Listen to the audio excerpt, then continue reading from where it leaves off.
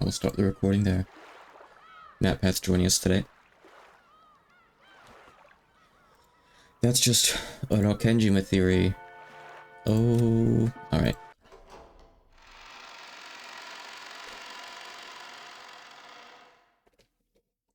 He really does have, like...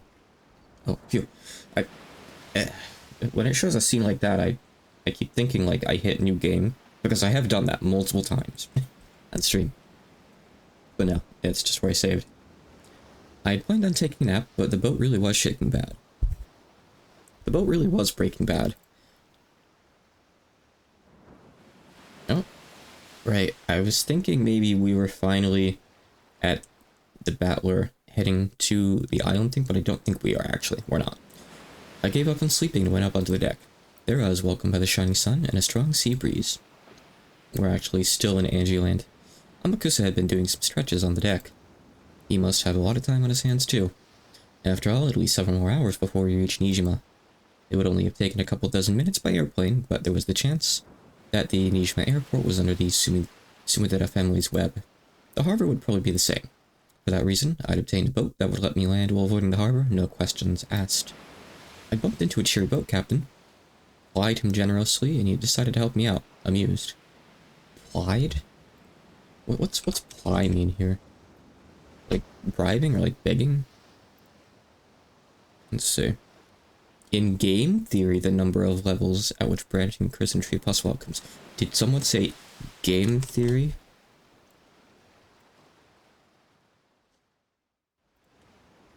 I don't know how to put that in there. OBS is stupid. Like, just let me make my clipboard.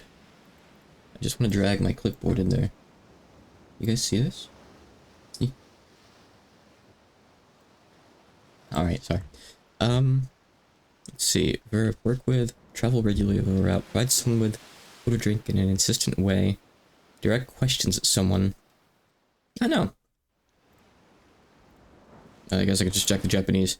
Tamatama yoki na senchou ga mitsukari, kima yoku nazundara,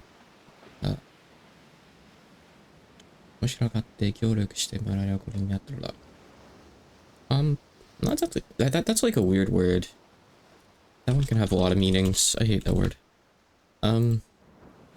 Yeah, okay. It can be like to pay handsomely. Okay, so she just bribed him. I'm not sure ply is good here. Here we go. I'm here to proofread the Umineko translation. No, I'm not. I don't want that work. That is too much. Still gonna be a while? I just asked the captain, and it sounds like it'll take a full 2 hours more. Well, beggars can't be choosers. Sometimes I think, like, if someone finds this playthrough on YouTube, they're like looking for a full Umineko playthrough, like just a reading, they're gonna be very disappointed. Because I go off on tangents every 2 minutes. So this is really just a stream experience. I think this would be a miserable VOD to watch. So I'm not sure why I upload them, but I'm not gonna stop, I guess. Anyway, I want to move this away from her so she's like put her tail on fire. I had that happen with Victor once. Not like a big fire, mind you, but like burns just a few hairs off him once. You gotta make sure to attend these candles. But the weather sure is nice. Feels like I'll burn. Going to read on the deck? You'll damage a book. Amakusa apparently thought this was because I was clutching Mario Nei-chan's diary under my arm. I've been reading it half asleep, which was why I'd come back up still clutching it. How's it going? Think you'll be able to find the truth of Rakenjima from Mario-san's diary? Who knows? No matter how much I investigate what happened on the island, it won't make for anything more than a theory. There's no truth written in the message bottle or in Nei-chan's diary, just a fairy tale with a witch walking around. I'm stuck. Looks like you've got nothing to look forward to except questioning those involved on Nijima. I imagine the witch hunters have showered them with questions over and over, so I'm pretty sure I won't find any new facts. Why do I smell dirty socks? Is it you? I don't know. Is it my socks? I don't think it's my socks. It's you. Let's have to go somewhere else. It can't be the candle. It's not a dirty sock candle. Piano smells good. It's probably, just burning smell. I know. I'm pretty sure my house isn't on fire. Okay. Hey haha. So even though your hopes are that low, you're willing to spend a half-day trip on a boat to go to Nijima anyway? Talk about fickle. It's like a journey of self-satisfaction, so that I can say, I investigated. I'm not so naive as to seriously think that the truth of 12 years ago will be revealed. When you're done with your self-satisfaction trip, what do you do next? Who knows? I haven't thought about it. I'll get to Nijima, ask some people who were involved. Then after going to Rakenjima in the end and leaving some flowers, my journey will be over. Several days have already passed since this journey began. After being told by Baron Castell on the roof of that building to search for the truth of 12 years ago, I'd off on a journey like trying to grasp a cloud. At the time, I felt as though I'd experienced something mystical. I had the feeling that I might be able to grasp some kind of miracle at the end of this journey. But after several days passed, my excitement died down. On that day, when I stood on the roof of that skyscraper, my heart was completely cornered and dead. So I'd wanted, in the bottom of my heart, to be released from the cage of my body and rise into the sky. And I'd crossed the fence in order to die. Maybe experiencing the desire to die, and actually stepping forwards, throwing my body down, caused some kind of mystical experience inside my head, making me think I'd received a message from a witch. The excitement from my jump lessened over time, and the more I came back to my senses, the more this journey lost its meaning. But I didn't even consider suspending this journey just because of that. If I stop this journey, it'll mean acknowledging that the message from the witch was an illusion. And I felt as though that meant throwing away the promise the witch made, and any chance that someone from my family might come back. So, because it was hard to believe that those events were an illusion, I've continued on my journey. I don't seriously believe that this journey will change anything. It's even up to me when to end this journey. It's up to me to choose where the final destination is. In the end, this journey is only for my self-satisfaction.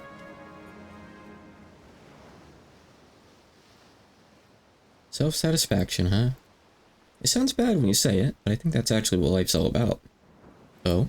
If that's the answer you've reached after hovering over the line between life and death in the mercenary business, that's probably pretty deep. Don't take it so lightly. What I'm trying to say is that the only one who can acknowledge you in this world is you yourself.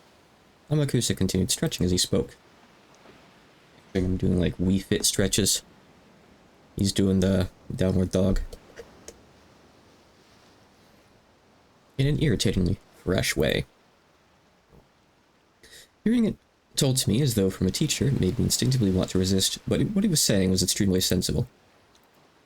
That may be true. People work hard when they want to be acknowledged by someone. In most cases, that someone's their parents. Children learn how to work hard because they want to be praised by their parents. Although that's why I never learned.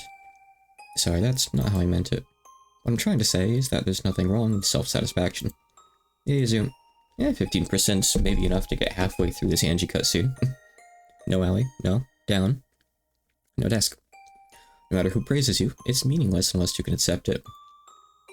Oh, is this the one that's called Far? I always recognize the song when it comes up, but I didn't know this one was Far. Turning it around, even if no one praises you, that doesn't matter as long as you can accept it. Self-satisfaction tends to contradict the desire to improve oneself, so we're usually taught that it's bad. I really wish that Umineko had, like, a little option that you could turn on that, like, had a little pop-up in the corner that says the name of the song and the artist when it changes. That would be really cool, actually. Maybe I'd remember what the songs were called then. But as it stands, I know, like, just a few song names, like, there's no way I'd forget Golden Nocturne and Birth of New Witch. Honestly, like, the second half of Umineko, 5 through 8, has some of the best music in the whole series. And it's a shame that a lot of people have not heard it. The anguish of the human world comes when you want someone to acknowledge you, but you don't know what it is you should be striving for. It's not far yet, nor is it thanks for being born. Okay, well, what is it then? I had a time like that too. I wanted to be acknowledged by someone. I didn't know what I wanted them to acknowledge about me.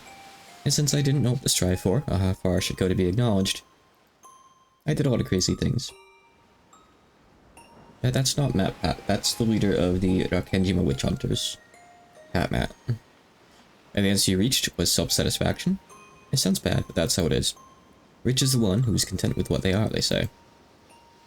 If I'm satisfied with my life, it doesn't matter what other people say. If anyone wants to, like, do me a favor and, like, take the little armband off of Angie here. You can't see my mouse, but if you want to, like, Photoshop that armband off I can put it on map, Pat. It's the same for your life and for this journey. No one has any right to criticize you other than yourself, Angie-san. You're the only one who determines the meaning and results of your journey. If it's been a meaningful journey for you, then that's more than enough. I always did take you for a flippant ladies' man. You really do say weird things every once in a while. I bet you think saying stuff like that will make you popular. Of course not, of course not. That's not how I meant it at all. Looks like you want to be alone. Now I'll head over to see the boat, Captain. Please, take it easy. Amakusa apparently decided I was in a bad mood, although I didn't feel that way myself. Or he might have finished a set of stretches and wanted to cool off in the shade. The sea winds were strong, but not enough to cool the rays of the sun. Amakusa disappeared. Only I remained. Self-satisfaction is life itself, huh? That's just boring. Life is nothing without greed. I noticed that Mama had suddenly appeared, her abundant hair fluttering over by the prow of the ship. Prow? Is that right? I thought it was bow. Bow meaning the portion of a ship's bow above water. Alright. Sure. There you go. Writing a lot of words today. I'm still like half deaf in my right ear today. I don't have much wax in there. I don't know what the deal is. I can't get it to like open up. Which is kind of a pain. You know, I'd rather be able to like fully hear myself if I'm gonna be not really to say voice acting, but like reading text. But I promised Umineko today, so I'm here anyway. I never really thought of it like that. But it looks like she's gonna punch the camera. I always took this to be like a subservient pose, but is this from anywhere? This like weird kind of pose, or is this like something that Ryukishi 7 just does? I mean, there is kind of a purpose for it, but for characters like Canon who have the like sword arm, of course, but these guys don't really do that. Is this like based on something? Maybe I just think it's subservient because like all the furniture does it here. I'm not sure where it comes from. Misty's pose from Toho 9. What's Misty's pose from Toho 9? I don't actually know. Ah, okay. Yeah, I see. Again, I don't know why OBS is like this and it shows that for like a second. Did this sword arm too? Huh. Okay. I guess you just don't see it too much. I don't know. But yes, I forgot. You got me. See, obviously, for whatever reason, when I drag an image in from, like, Firefox, it's like, here it is, now it's gone. It's like, oh, sorry, I actually don't know how to show a BMP after all. Ignore what you just saw, that was just garbage noise. It's true that a life of greed would be fun, but unlike you, humans have a limited lifespan. If greed is eternal, that means a person will have desires even in the last moment before they die. Having desires means there's something that you want. Something you don't have? Some way you aren't complete. I'm sure it's tough to die when you can't think of your life as being a full one. So I'm sure self-satisfaction is necessary. I see. Because of the existence of a lifespan, you have to compromise like that? Oh, my masters had very long lifespans, so I've never thought of it. Just as a reminder, it's probably pretty obvious. I think people have hopefully caught on to the Angie timeline by now. This is like 12 years after the incident Angie. This isn't like still in high school Angie when she summons the stakes, then unsummons them by quote-unquote kind of denying killing them. This is later after she's made up with Moria and Sakataro and resummoned the stakes and then decided to just have Mammon because she's too weak. So, they've made up at this point. I wonder if humans live for the purpose of becoming satisfied. If so, it's probably easiest to live without desires. I see, so that's why greed is one of the 7 deadly sins. Hehe, your praise honors me. Apparently that counted as a compliment in Mammon's eyes. She was acknowledged. She turned and gave a graceful bow. And somehow, do humans live so that they can find satisfaction at the moment of their deaths? Wouldn't it be pretty tough if you felt you were lacking something when you died? If so, then humans live only so they can meet a satisfying death. They live so that they can have a better death. They live so that they can die. This kid's saying something pretty incredible. I see, as I'd expect from a demon stake. That is a very dark way of thinking, and I do not like that. However, it might be the truth. Humans suffer because they aren't satisfied, and live only to find satisfaction. In other words, that might be the same as a desire to die satisfied. I can't counter that. People live in order to be satisfied, and they hope to die that way. So it's really painful when you don't know how to find that satisfaction. Just how can you find something like that in a human's life? By being acknowledged. By hearing someone say, "You're happy." It doesn't matter. If it doesn't matter who acknowledges them, then I'll do it. Yeah, that's the problem. People don't know who needs to acknowledge them. So searching for this person who would acknowledge them is the journey of their life? It sounds strange. We should eat an A. Whether you're acknowledged or not, it supposedly doesn't change your circumstances. And yet, if you are acknowledged, you'll be satisfied. Well, if you aren't, then you won't. It's almost like the bluebird. Because you can't notice the bluebird, even though it's already in the cage, you have to go on a journey searching everywhere. I don't know what that's a reference to. What the heck? Yahaha. Human lives sure are stupid. That's right. Amakusa said something really good. Rich is the one who is content with what they are. Was it? I don't know where that proverb came from, but it's deep. Basically, if you can't find enough satisfaction unless someone else acknowledges you, that's the same as not acknowledging yourself. The ultimate in self-fulfillment is acknowledging yourself. That's right. Because if you can know that you're fully satisfied, there's no need to be acknowledged by anyone. Just by taking notice of the small things, the human's foolish journey of life can be ended easily. You can spend the rest of your life playing and having a good time. A human's life is so ridiculous.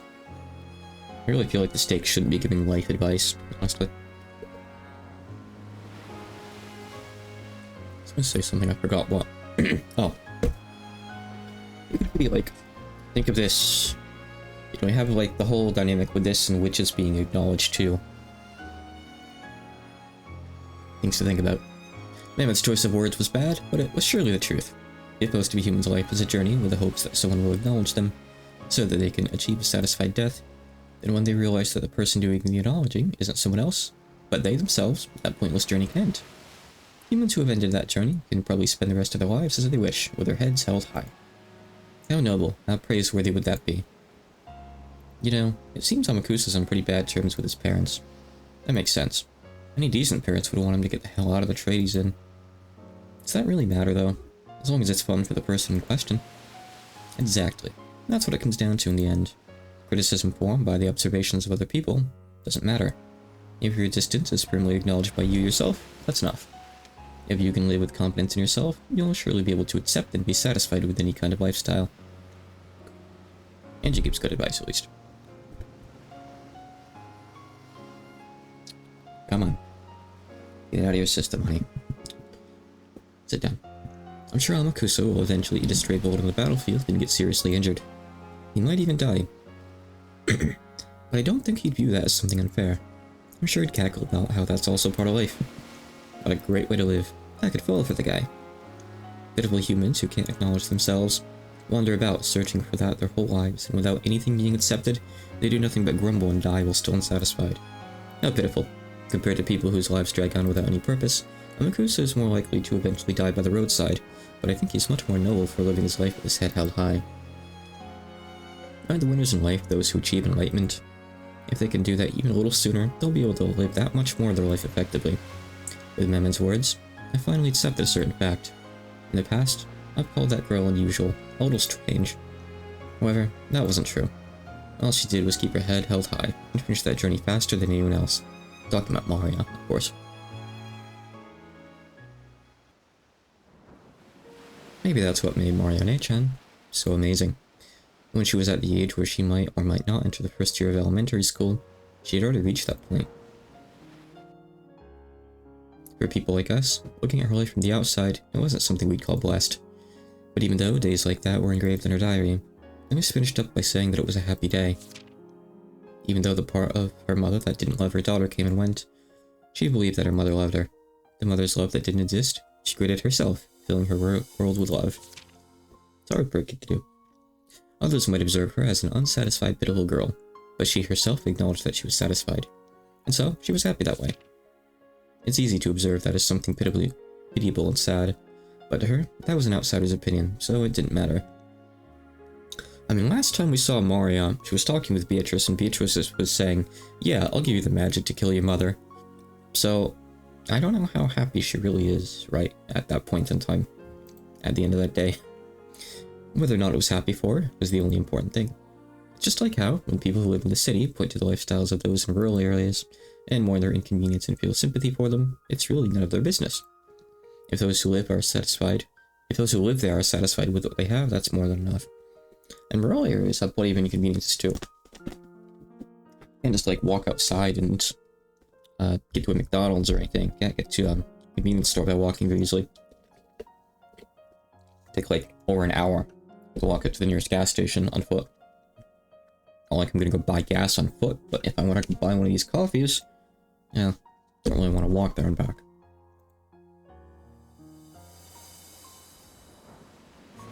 Go to a crime. Here. I finally noticed something. I noticed it just now. I did something horrible to Mario and A-chan. And to you all and Sakataro as well on that day. Whether magic exists or not, that's not up to other people to decide. It's up to you yourself. Whether magic exists to Mario and A-chan is a problem for Mario and A-chan to decide, not me. And yet, when I was young on that day, I said it. By saying there was no way magic exists, I hurt her. The fact that magic doesn't exist in my eyes matters in my world. But denying it even in One-chan's world for that reason was totally misguided. Marriage sorcery is the witches' alliance Mario and A-chan created. I was invited into it and told to become a witch with them. She created it all. Thinking it a new interesting game, I went along with that for a while. But because of the cruelty of youth, I got tired of it halfway through, and I tore her pure heart apart with sharp words. At that time, we must have gotten into a huge fight. I forgot about it right away, but she couldn't forget about it. After all, to her, magic was a natural power that really existed, and she believed that she'd be able to share it with me. To Mario and A-chan, magic is a power that can interpret the world as blessed. No, which can truly make everything blessed. She just wanted to share that with me too. The young me tore that feeling apart, so she closed herself up in a shell, assuming that she wouldn't be able to share her magic with anyone. Now again, this whole Angie thing can be confusing. I think this is talking about when Angie and Mario were children, not a bit ago when Angie was in high school and denied Mario. Again, there's a lot of like stuff like that in the Angie story, so do your best to keep track so I don't have to draw a timeline in paint. If that's true, then Lady Mari's journey through life wasn't over after all. If she'd been able to accept herself, then there'd be no need to collapse just because you denied her, and she saw. When A-chan was young, he still hadn't reached a philosophical viewpoint like Amakusa. Yeah, now I understand. That's why the Witches' Alliance, called marriage sorcery, was necessary. An alliance where each acknowledges that the other's a witch. That's right, I'm pretty sure that was the first article in the agreement to marriage sorcery. Witches of the Alliance would acknowledge each other and respect each other. That's the deepest and only meaning of the Witches' Alliance. At this rate, Babbler and Beatrice are going to be in the guide, and Angie's the main plot. I think we're through it soon. Mario and A-chan wanted to share with me the secret lost to make the world happy, called magic. But I was young, and she was too. I hurt her with innocent cruelty. On that day, I said cruel things. To you all and Sakutaro.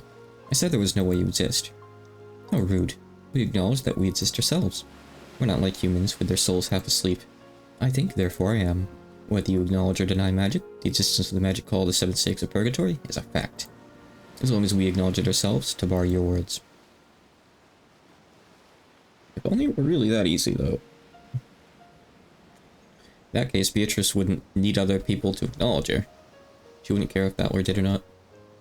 It truly would be violence for another person like me to deny it. I'm sure that'd be like having your true mother yell, I wish you'd never been born. No, disappear. Kiero.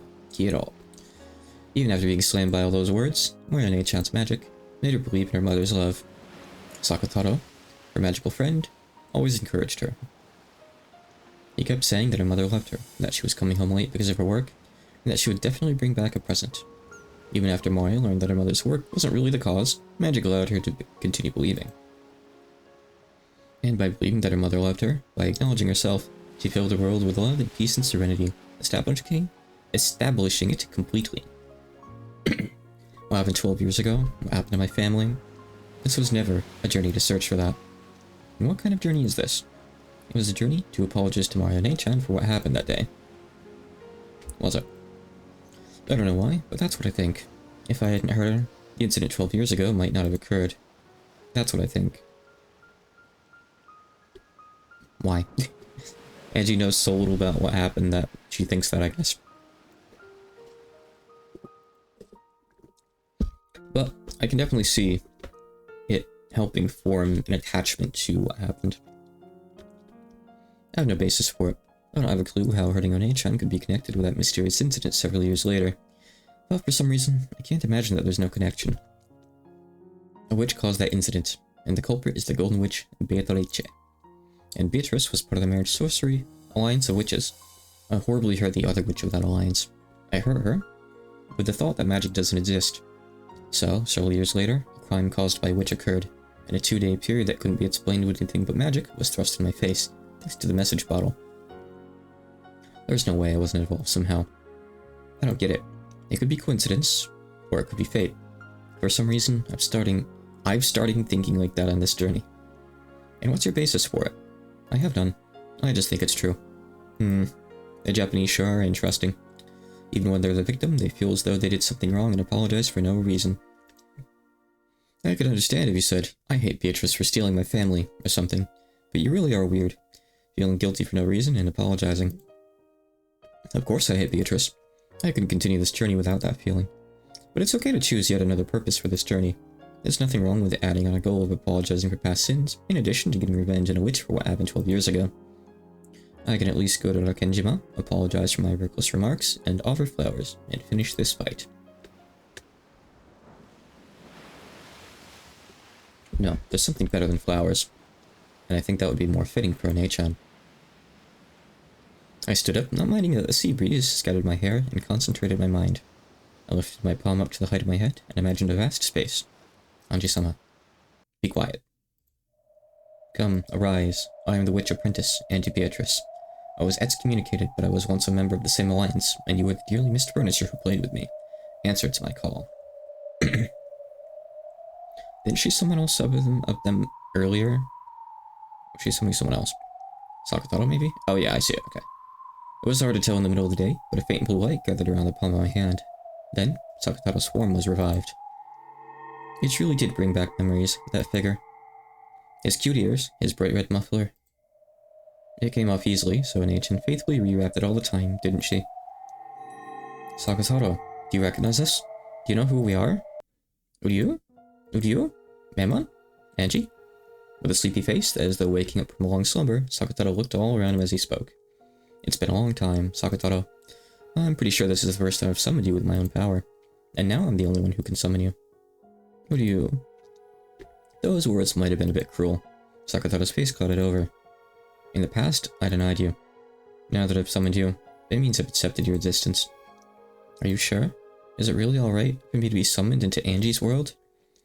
It's like Elmo's world. His eyes were a bit frightened. It was only natural. I, who had played with him like a friend before, had suddenly denied him and tried to burn him with a magic-resisting toxin. It was only natural that he was scared. I apologized for that day. To you too, Memon, and to the rest of you.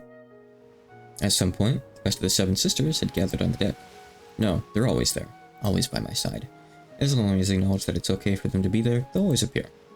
You certainly do exist. Lucifer, and Leviathan, and Satan, and Belphegor, and Mammon, and Beelzebub, and Dante, and Asmodeus, and Sakataro too. Are you sure? You're the one...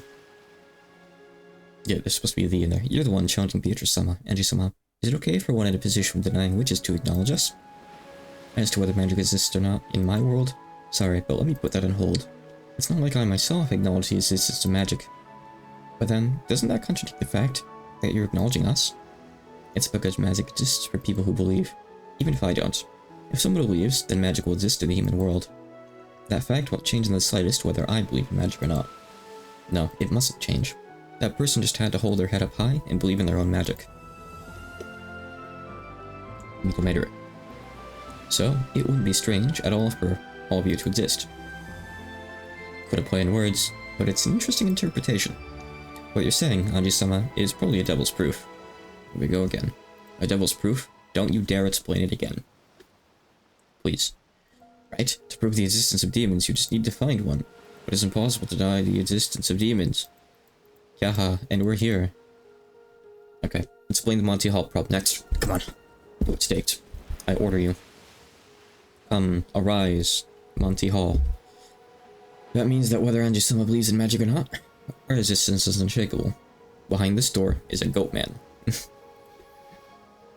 Ryu, the magic-resisting toxin is disappearing. From Angie. You're right. Even though you're in a position of denying magic. Why?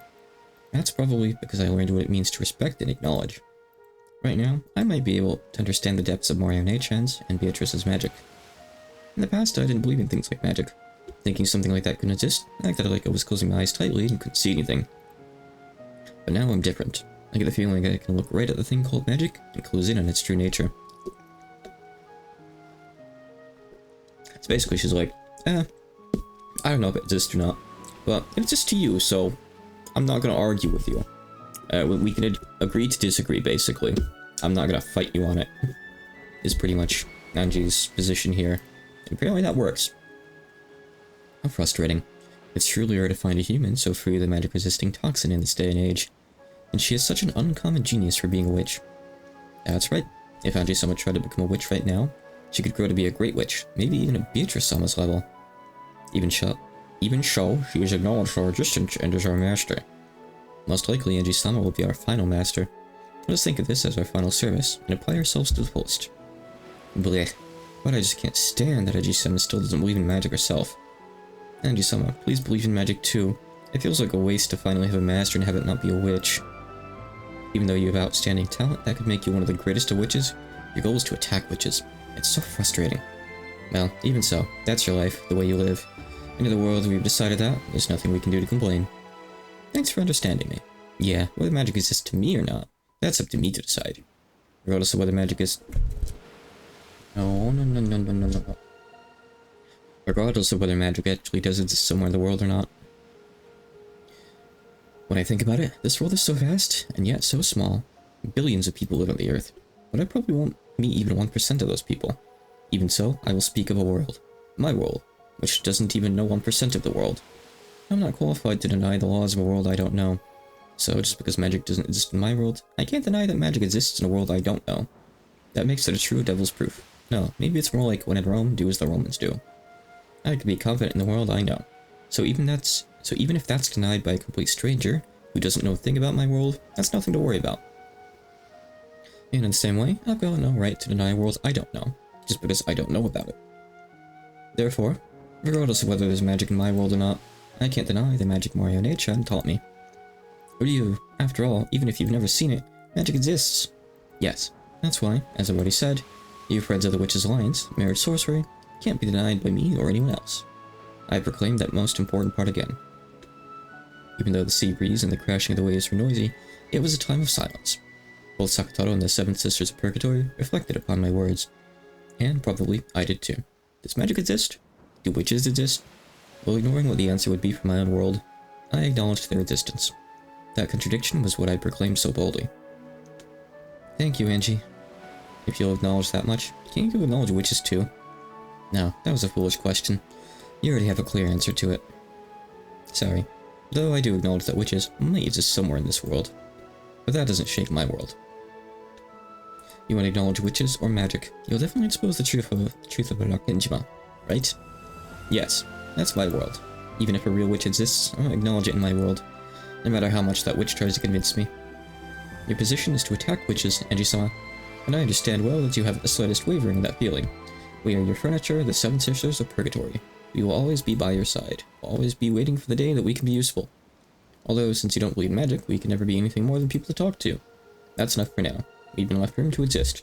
You don't forget that, like, when she ordered the sisters to kill her classmates before, they wouldn't. They basically said, like, if you'll dirty your hands, Angie, then we will help, but, like, we won't do it for you. So that's interesting as to how that works. That's enough for now. We've been left room to exist. For that alone, we should thank and acknowledge Angie-sama. In short, all of us are all together again. Ryu. Yeah, Sakataro, let me squeeze you. Once Sakataro was overcome with emotion and tears came into his eyes, the Seven Sisters closed in and mobbed him. They were also celebrating one long mystery union. If their existence is permitted, they're definitely capable of existing here. No, even if I don't permit it, they can exist. Because I acknowledged them, they showed their reunion's joy to me as well. As I watched over that scene, I reflected what this journey of mine meant.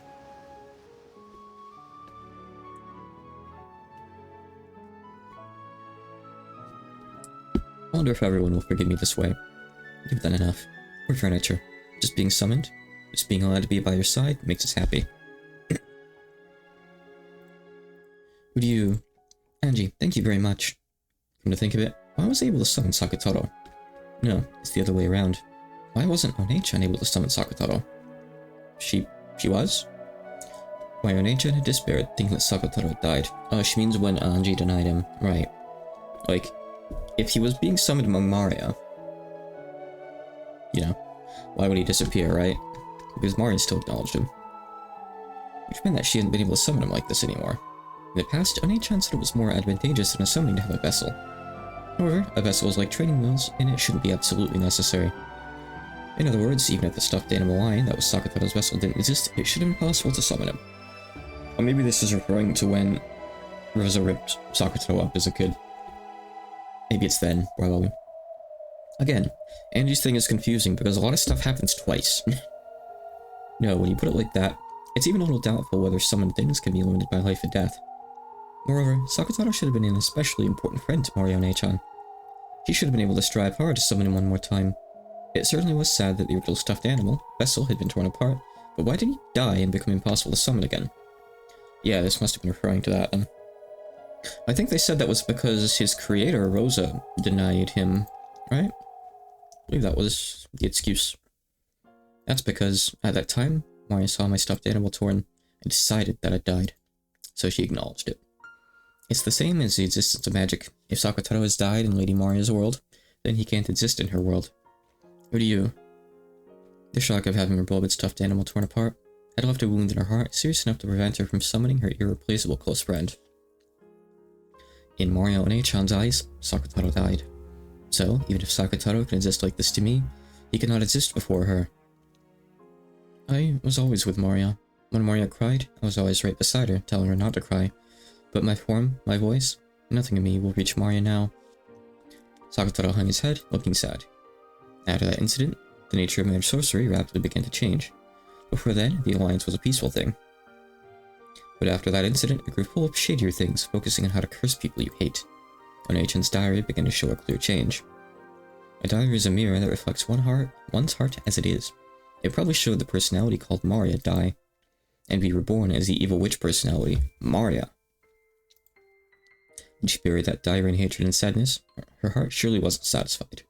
Because it wasn't satisfied, she had to bury it with hatred and sadness. And while still unsatisfied, she met with death.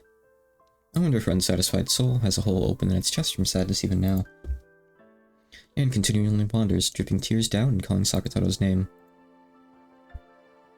One-chan needs you. Who do you? What can I do to revive you in Mario One-chan's world? If I can learn that method, I'll be able to save One-chan. That's the method of atonement I've been given. What can be done to revive Sakatoro? To Maria, my vessel had a very important meaning. The vessel. In other words, if we could revive the lion stuffed animal. But Mama Rosa made my stuffed animal herself, so only she could make it. Even inside the diary, my One-chan had asked this of Beatrice, and was refused for that reason. The magical significance of a stuffed animal being unique and handmade is very large. Okay. Down. Then if we could make... Okay.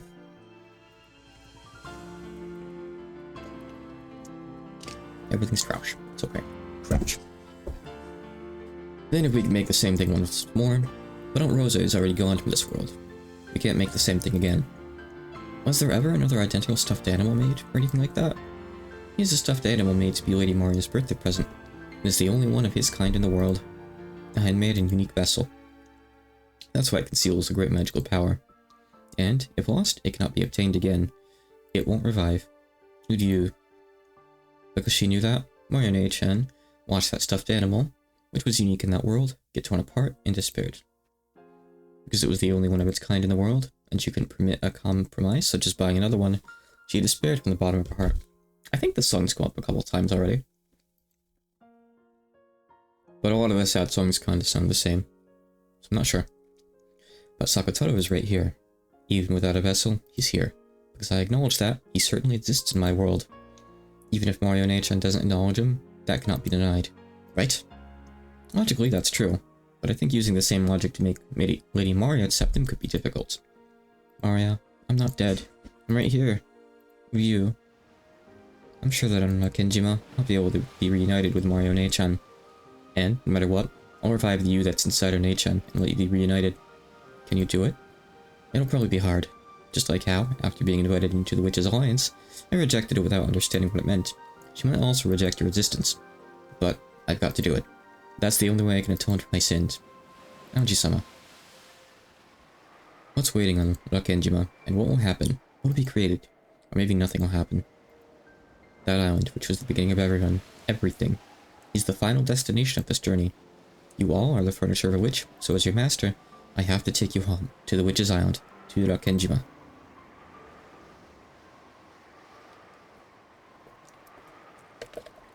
Field trip. Even though the rays of the sun had been so strong, at some point, clouds had started to hang down. The spray that hit my cheek might not all have come from crashing waves. Anji-san, looks like we're gonna get a bit of a shower. Maybe you'd better go below deck. Amakusa called out to me with an expression that said, "Oh, you're still here?" When I looked up, I saw that the island's silhouette had gotten much larger. We might reach land very soon. I remembered that the weather report had mentioned scattered rains. The sky wasn't dark enough for rain clouds. It'll probably be just for a short time. What is that, people? Even though the rain was light enough not to be a pain, having rain start to fall as we approached the island felt like some kind of fate. It was raining on October 4th, 1986 as well. I'm approaching the Kenjima of that day, and not just in distance. I went back down with Amakusa. He was carrying what looked like a really large and heavy golf bag. It was something Amakusa had brought back with him on a day when we'd split up. I didn't inquire as to its contents, but it was hard to imagine that they were anything peaceful. I won't go so far as to ask what's inside, but it looks heavy. Why are these things so darn heavy all the time? A French instructor taught me something interesting about that once. He said that they should always be heavy. After all, a human life is heavier than the world, so these should be even heavier. It'd be nice if you didn't need to use them. That would be nice. Amakusa set the golf bag luggage down beside him. Bag of guns.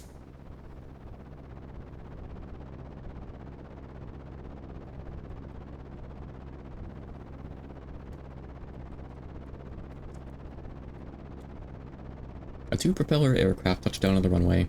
Considering the weather, it could have been a pleasant flight. Everything after this flight had been suspended due to weather. Cutting through the drizzle as she traversed the runway, Sumida Kasumi entered the lobby with 2 black suits as guards. The 4 black suits had been waiting inside the lobby, stood up, and respectfully lowered their heads in salute. Kasumi-sama. Propeller planes certainly do shake. I wouldn't want to ride one again. We have a car prepared. Please, this way. They got into 2 luxury cars that had been rented. Anji should be heading for Kenjima, a deserted island. How convenient. You've arranged for some tools, I take it? Yes, ma'am. The black suit in the passenger seat put a heavy bag that had been set by his feet into his lap, opened the catch with a click, and showed Kasumi what was inside. Inside were several silver lumps of carefully wrapped aluminum foil. He peeled one open to show her. A black, blunt automatic pistol peeked its face out.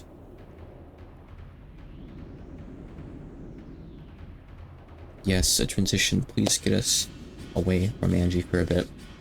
There's more to Angie's story, but I think maybe it's gonna go on pause for now? I hope so. Please spin that clock backwards really fast so we can go back to Valor and Beatrice, okay? Please, maybe. Yes! Episode 4 can begin! Thank God. 48 minutes. God. It was already approaching 10 at night. By now, the typhoon had wrapped itself around Kenjima. Even the rose garden that looked so beautiful midday was beaten down upon by the fierce wind and resisted with all its might, undulating and trying to keep the flowers from blowing away. In that rose garden, with Shannon in the lead, Valor holding up an umbrella, Jessica and George carrying the sleeping Mario on his back, all heading for the guest house. We can at least make it to the guest house from here. Shannon-chan, it's fine. You should go back and rest. Don't worry, seeing you off is also part of my duty. The family conference is going on inside, and Mom and Genji-san are probably getting stressed. Sounds like they just found Mario in the rose garden and they're bringing her back. This seems to happen a lot. Every time, I think. If we keep you, they'll misunderstand and think you were being lazy. That's right. Just graciously accepting her offer might be the best way to avoid burdening people. Thank you, Shannon. Not at all. Certainly, as my lady has said, it's very tense inside the mansion today. Therefore, coming with all of you will have me a breath of fresh air, and I've been able to relax a bit. The family conference, huh?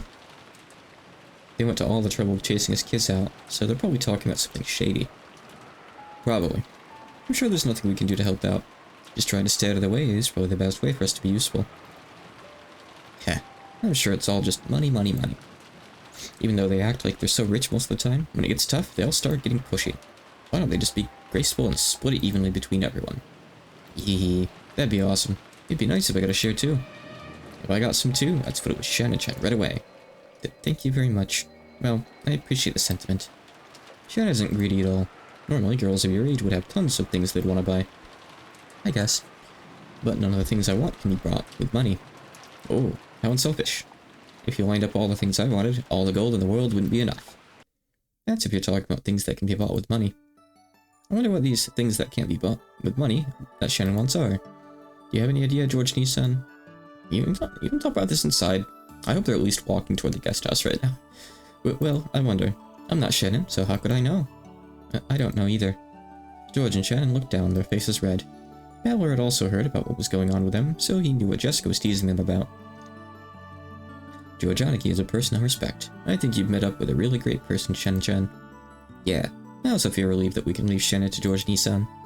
Stop teasing. It's a serious issue for us. More importantly, what about you, Jessica-chan? Have you been able to get a little closer to Cannon-kun? What? So you and Cannon-kun are like that? Well, that's dirty, George, twisting the conversation around like that's dirty.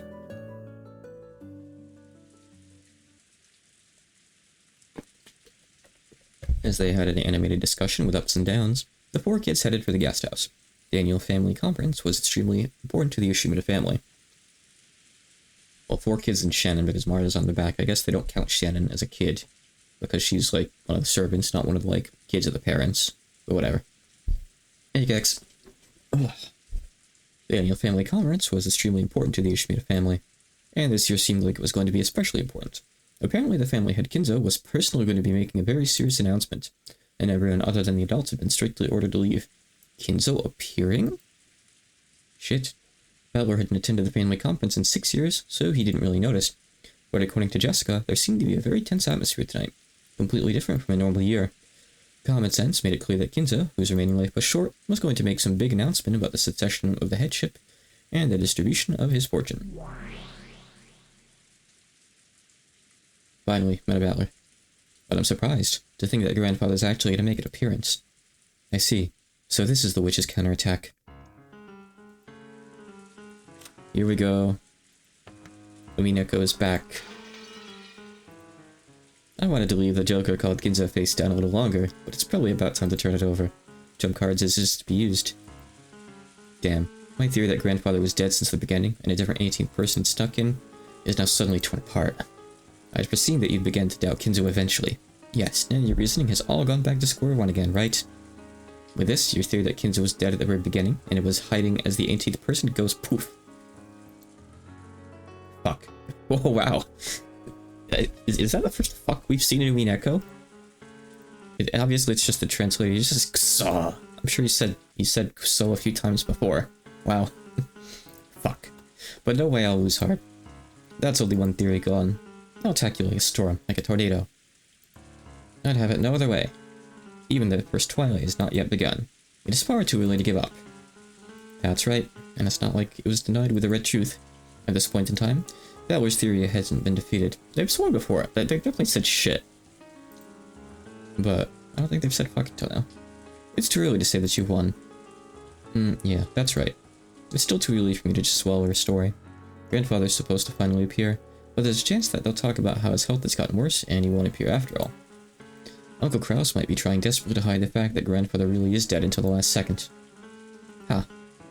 I see. You can also think of it that way. Do as you please. It'll be resolved soon.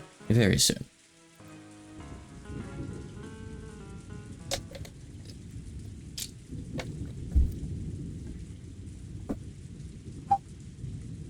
Can't wait till we get some red truths. Do I still have my file?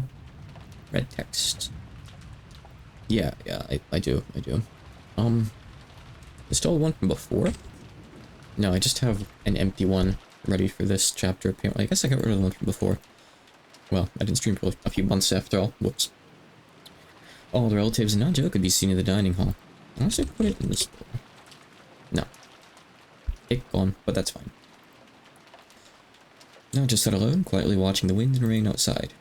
Grass sat down on the seat of his own rank, with Nazi standing motionlessly at his side.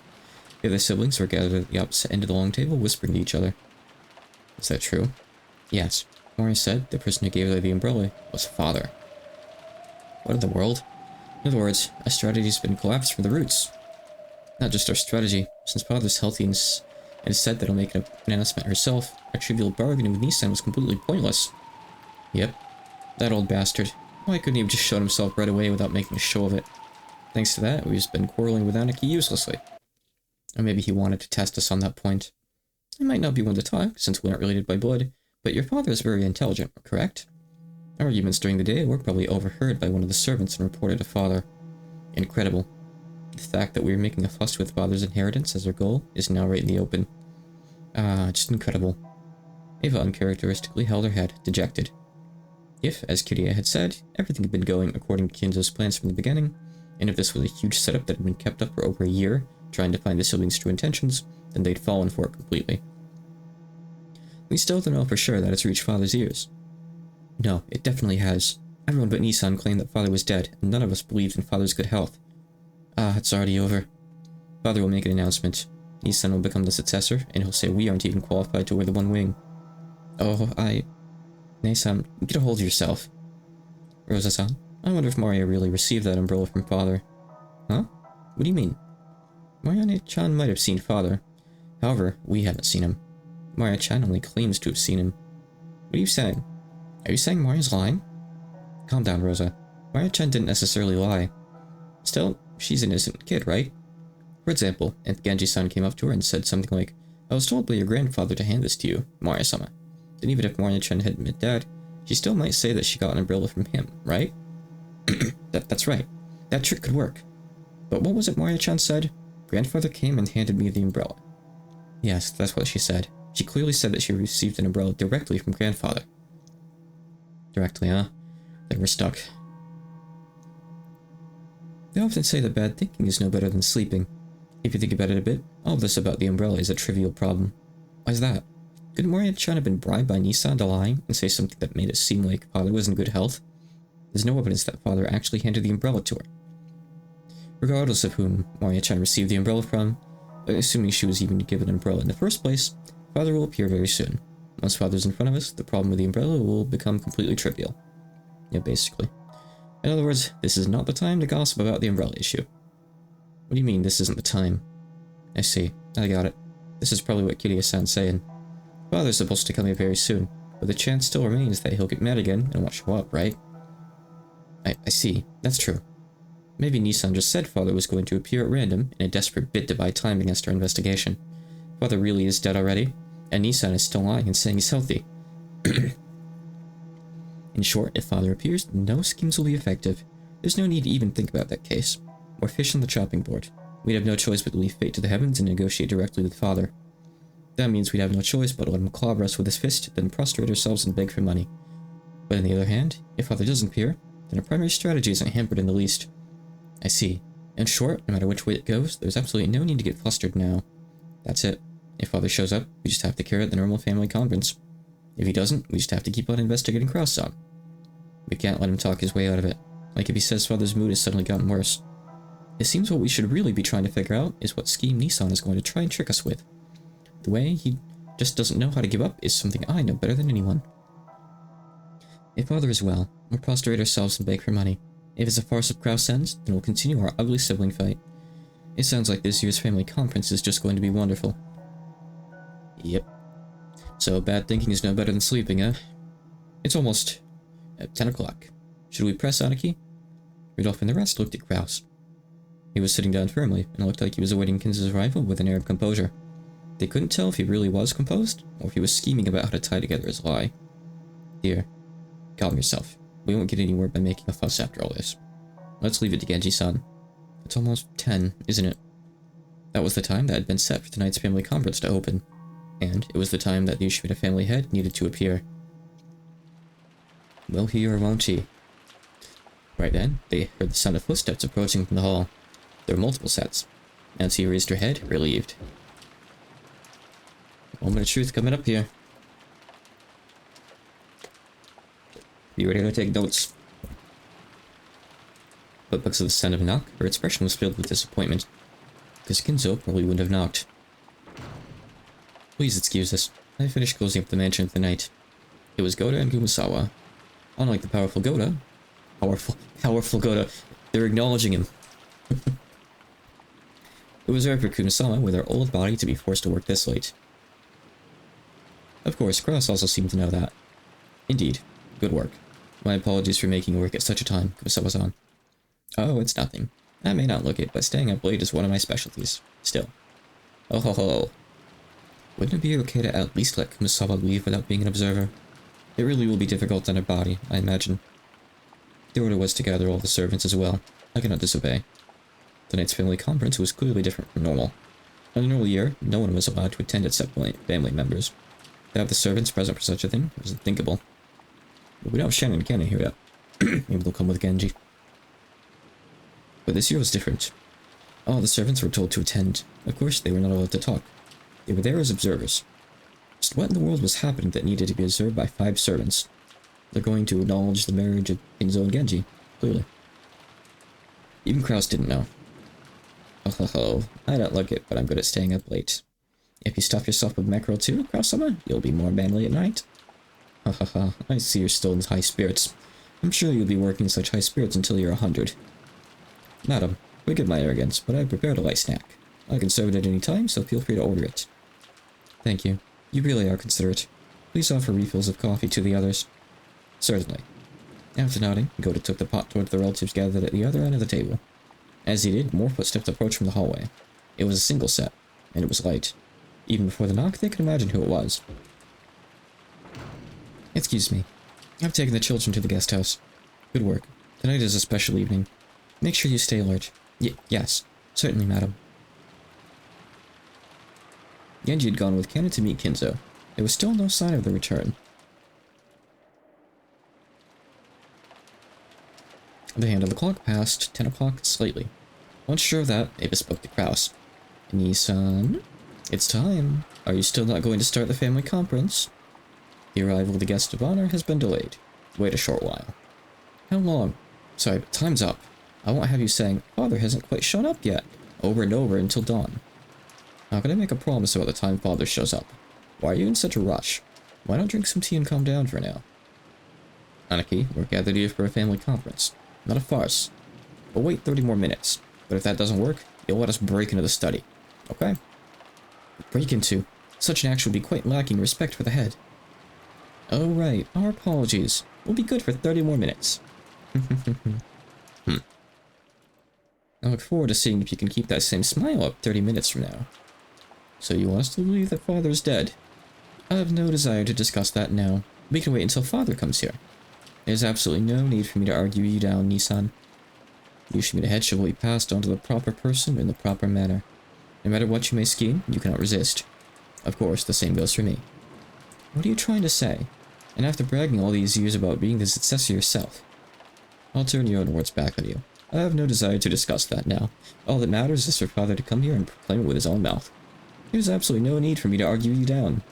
Right? Hehehe. Kraus casually turned Ava's words back on her. Of course, that added oil to Ava's anger, but it didn't ignite, because in that instant, the sound of a very loud knock rang out. It's Cannon. He's pissed. Both Genji and Cannon were usually very reserved when they knocked. They wouldn't hit the door with such violent strength. It was like a judge's gavel slammed down on a call for silence. So, everyone went quiet. Didn't they just say that Kinzo wouldn't knock, though? The door opened slightly, and Genji showed himself. I see, they both knocked at the same time. Then he spoke with a serious tone different from his usual one. It wasn't the tone he used when carrying out his duties, it was the tone he used when speaking for Kinzo himself. So just by hearing Genji speak like that, the siblings were struck with a sudden tension. Take your seats, everyone. At those words, the dining hall was wrapped in total silence, and everyone hurriedly returned to their designated seats. It was as though students had been bustling around just before homeroom had suddenly returned to their seats when the teacher came, and it might even have looked humorous. but there was no way anyone would joke about it. Everyone sat in order, and Shannon, Goda, and Kumasawa stood up straight in a row by the wall. The head of the glorious Ushimura family and Lord Orokenjima, the island that sparkles gold, Lord Ushiramiya Kinzo, has arrived. Where the hell's Cannon, though? Oh, the double doors that led to the dining hall? Oh, okay. I guess he was here already. Oh, no, he was outside. I see, I can't read. Genji opened the right door from the inside, and Cannon opened the left door from the outside. Everyone is here. This is everyone on the island except for the 4 kids, right now. Oh. He appears with a vine boom. And, well, welcomed by a respectable bow from those 2, majestically fluttering his cape, Kinzo appeared. Kinzo's gait had a dignified weight to it. It was hard to believe that he'd reportedly been at the end of his life. Genji pulled back Kinzo's seat and motioned for him to sit. But Kinzo stayed standing, signaling with his chin for Genji to move back. Valor's theory has been thrown out the window. Waha! Welcome to Orokenjima, ladies and gentlemen. Why the frightened face, Eva?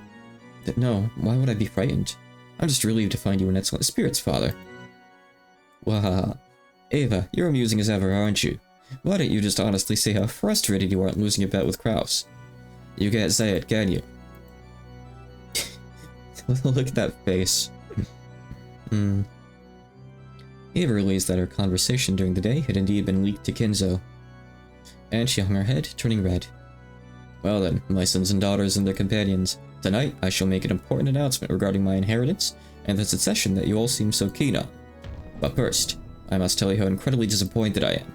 After all, until this very day, no one has been able to solve the riddle of the epitaph. Even though Kinzo said he was disappointed, a condescending smile rose to his face, as though there was no way the likes of these could have solved it, and his gaze passed through all of them. I had planned to hand over everything to the one who could solve it, but none have been able to solve it before today, and here we stand, with nothing of mine passed down to anyone. How shameful, to think that not one among you has come forward with qualifications to succeed me. How truly disappointing, and shameful, and pathetic. Wahaha. The siblings hung their heads in silence. Of course, they would have solved it if they could. True, they couldn't deny that they'd wasted a golden opportunity. Golden experience, but it was just so hard. Instead of arguing over the umbrella, they should have been like, they should have had like the pens and papers out and stuff and tried to be solving that until we got here. Therefore, I'm proclaiming here and now that I will suspend the use of the epitaph's riddle as a method of choosing my successor. In short, time's up. This is game over, and what a shame for you all. Even though it should have given you all an equal and fair chance, that's gone now. Yeah, it sounded like Kinzo was making a victory proclamation. In that case, will my oldest son Kraus succeed the headship? The answer is no. What? You understand, right, Kraus? I certainly gave you the title of successor, but all you did was let it go to your head. Do you know what a successor is? It means the person who will inherit your position after you, father. Wrong. The position of successor isn't something that's guaranteed by the current head at all. Listen up, Kraus. I won't tell you this again. A successor is what you call someone who finds everyone else who's after the headship, literally breaks their noses and makes it so they can never disobey him again. This is not only something that can be said of the headship, it's the same with money. A rich person doesn't mean someone who has money. It means someone who crushes everyone else, who had more money than himself, and who scrabbles together more money than anyone else. It's the same with talent. A genius is not what you call a person blessed with talent. It means a person who crushes everyone else with more talent than themselves. A person who can coerce geniuses and all other people to call them that using strength and charisma. You have a mistaken impression when it comes to all these things. So you aren't of the right caliber to be my successor. I'll take your words to heart. Perhaps that truly was Kinzo's philosophy. As a result of faithfully carrying out that rant-like philosophy of his, Kinzo had glorified the Ushimura family to the state it was in today. It may be hard to imagine after his immersion in the occult in recent years, but that brutally overbearing outlook was no more or less than Ushimura Kinzo's charisma and aura. He does have a hell of an aura. Such an unsatisfactory person is not qualified to inherit everything of the Ushimura family. In that case, is Eva, Rudolph, or Rosa qualified? Take a deep breath. Again, no! You were unable to solve the riddle, and you were also unable to use a scheme to drag Kraus down. All the three of you managed to do was gather together a unified front to try and extort money from Kraus. Even that scheme was thoughtless. You can't even corner Kraus all by himself. There could be nothing more shameful. You lack the avarice to steal away the position of successor by any means. In order to get what you want, you should sacrifice everything, becoming as covetous and greedy as possible. The goddess of luck smiles upon the greedy. You three, who don't have that wild spirit, are as unfit for the succession as Kraus is. Ava and the rest had no words to respond with, and they couldn't calculate what it was Kinzo was about to say. Was Kinzo actually planning to proclaim that no one would succeed the headship? If so, that would work to Ava, Rosa, and Rudolph's advantage. After all, in the end, they just have to renegotiate everything among the siblings after Kinzo's death, splitting the inheritance evenly. It would surely be more troublesome if a specific person's name was raised and claimed to be the successor. But would Kinzo really say something to benefit any of the 4 siblings after demeaning them so much? You don't think he's going to say that because no one will succeed him, he'll donate all his fortune to charity or something, right? Who do you think we're talking about? Hell no. I'm afraid I wouldn't put it past Father. The blood's just risen to his head. We can't do anything but let him talk for now. How drunk do you think Kinzo is? I think it's the beer that... it's the alcohol, the gin and wine that's keeping him standing, probably. But, well then, Father. What thoughts do you have regarding the succession of the headship? Since I am so utterly disappointed at all of you, I've lost the desire to hand it over to anyone. Therefore, the Ushimita family will end here. It ends with my generation. That cannot... The Ushimita family was crushed long ago in that earthquake. The current Ushimita family is nothing but an illusion of gold I'm glimpsing for an instant. The likes of which will end when I awaken from my slumber. And, you know, I'll go use the bathroom quick myself, then reheat my coffee. I'll be right back. Don't want anyone to miss this scene. It's good.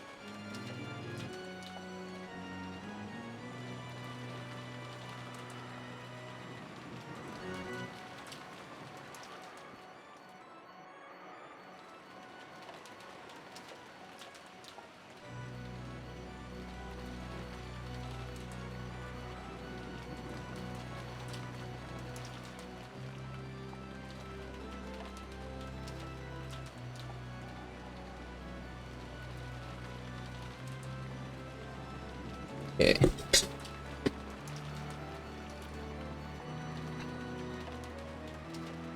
You know, I'm no voice actor by any means, but I do enjoy bellowing as Kinzo. Or as bad of a job as I probably do. It's fun getting into it, after reading for a while. The likes of which will end when I awaken from my slumber. Everything in this world is a dream, an illusion. Life is but a daydream before the awakening called death. Yes, that's how it was from the beginning. That I should lose everything when I die was part of Beatrice's contract and her curse. Wahaha, as I'd better let you, Beatrice. I will be the one who captures you. Tonight, that goal will be realized. Wahaha. That's a typical Kinzo using up the entire screen in his rant. That's what I love him for. For a while, Kinzo was overcome with cackling and his eyes bulged. Whenever he talked about Beatrice, it was always both eloquent and insane. Foolish children such as yourselves truly are daydreams. It's as though you were never there from the beginning. Disappear. Wake up. Disappear from the doze of the truth that I am. You failures that have not built up anything that makes you worthy to succeed me. Kinzo-san, if I may. What is it, my friend? Nanto nervously raised his hand, asking to speak. Kinzo allowed him to. I understand how you feel, Kinzo-san. Because you love your children, you expect a lot of them. And as a parent and grandparent myself, I understand how parental affection can make you feel as though your expectations were betrayed. However, you were extraordinary, Kinzo-san. A genius. Isn't saying that it's only natural for them to catch up to you a little too harsh? Despite that, Kraus-san, Eva-san, Rudolph-san, Rosa-san, and all of their partners have done their very best to catch up with you. Except Rosa. Her partner's not here. Oh, and just how much money have they built up with this, doing their best? After these cowards failed completely in ventures and gained debt, and still try to sponge off me, how could you say that they did their very best? Money is the crystallization of everything in this world. If you cannot grasp that, then you cannot grasp the world. If a life cannot strongly grasp this world, it doesn't deserve to live. Disappear. Disappear from my life and reality. That's a reckless argument. With that logic, even I must not live. Even so, I believe the time I spend playing chess with you was worthwhile for both of us, Kinzo-san. You should know better than anyone else that there are many things in this world that cannot be bought with money. As the siblings motionlessly hung their heads, they cheered Nanjo on inside their hearts. Not one of the siblings could offer their opinion in front of Kinzo in a rage, but Kinzo's close friend Nanjo alone was allowed to. Kenji could probably do it too. Or just them. Even though Kinzo had raged so fiercely, after being admonished by Nanjo, he nodded several times as though in agreement. This surprisingly obedient side of him might have seemed cute, but there was no one who could laugh. It may be true that your children haven't built up as great a fortune as you have, Kinzo-san. Though, even so, they're rich enough to make me jealous. And he's a doctor. You know, doctors get paid damn well. Now, as to whether or not they got paid well in Japan 40 years ago, I couldn't tell you, but generally doctors make a lot, right? But besides money, they also built up many things that cannot be bought with money. When it comes to that, they are in no way inferior to you, Kinzo-san. Oh, and what do you claim they built up that cannot be bought with money? Here comes the rant about their failures of children. Happiness. Family. They have found wonderful partners. Except Rosa. Had children, and each has built up their own happy homes. Except Rosa. They have glorified your family name, and have brought back grandchildren. Grandchildren are wonderful. We older people can look at these young grandchildren who will live on into a new era that we will not even be given a chance to see. And to them, we can imagine an endless future. Isn't that the sole entertainment we have in our old age? Remember, Genzo-san, remember your joy when they first brought back their grandchildren. Your children and your grandchildren will carry your great works into future generations, setting an example. That is something that an individual cannot accomplish no matter how much money they have. The siblings all nodded in agreement. Certainly, Kinzo would have looked happy when his grandchildren had just been born, back when he still had some sanity in his heart. However, did Kinzo's heart still contain a human's warmth?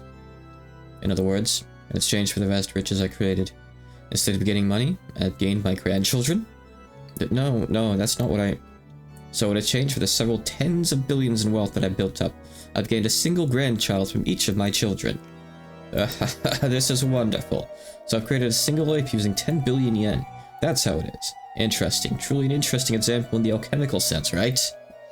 Oh, valuable grandchildren. Wonderful, wonderful. Aha. Is that right, Kraus? Is your daughter worth 10 billion yen? Kraus couldn't answer instantly. It wasn't that he didn't have confidence in his daughter. It was because he didn't have a clue what Kinzo was trying to test him with in this question. But when Natsu was then pressed for an answer, she responded, breaking Kraus' silence with an answer of her own interpretation. Yes, Jessica's a daughter I wouldn't let go of even for 10 billion yen. In that sense, I believe she has a value that can't be measured with money. Oh, so you can state for certain that she's worth 10 billion. Oh, what about you, Eva?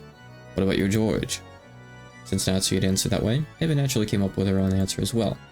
Even though Eva should have known better than to respond to a provocative question like this, she answered as well. Yes, father, George is worth 10 billion. No, even more than that. And that's not in the abstract sense of things money can't buy. George will certainly build a fortune equal to his worth. He'll become a grandson worthy of carrying on your great works, father. Eva sent a glance at Yoshi and Natsu as if she'd scored a point. When she heard what Eva had said, Natsu was about to add even more praise for her daughter, but stopped at a glare from Kraus. I see. Then what about you, Rudolph? What about your battler? Compared to George couldn't? There's nothing about battler I could brag about. He's honest. At least he's honest. If he was kidnapped and we were threatened with a ransom of 10 billion, I'd feel like sticking a bow on the guy and letting him have him. On top of that, he's an idiot and reckless. He talks about grand dreams and things that couldn't be done. I guess in that way, he's a super idiot worth the equivalent to 10 billion normal idiots. But I'm sure that guy could do things that even a group of 10 billion average people couldn't do. Well, I'm pretty sure Paul fought in space. The world isn't easy. But at the very least, there's no doubt that watching over his life will be more fun than looking at 10 billion average people. If it clicked their tongue at a clever style of speech which would probably match Kinzo's tastes. Apparently Rudolph had done that on purpose, so he grinned back at her. What of Maria? Maria is my adorable and only daughter. Her value cannot be measured with money. That is all. I see. Dreams in the future, miracles and possibilities are the source of my magical power. No magic without hopes holds any strength. Heh, I cannot expect any more from you who have proven to be average. But I see, my grandchildren hold future possibilities, and expecting magical miracle from them may be worthwhile.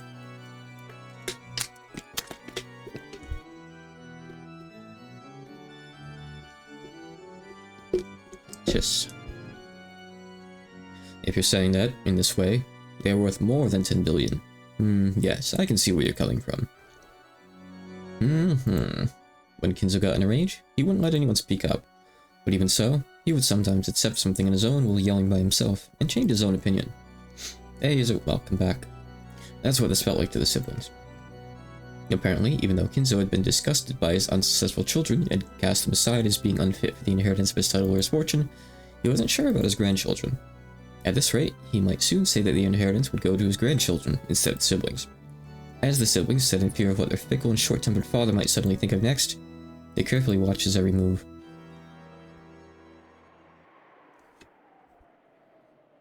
Let me change my thinking a little. I have absolutely no desire to hand over all I have to any of you. However, it'll be quite interesting to question the grandchildren to see if one of them is qualified.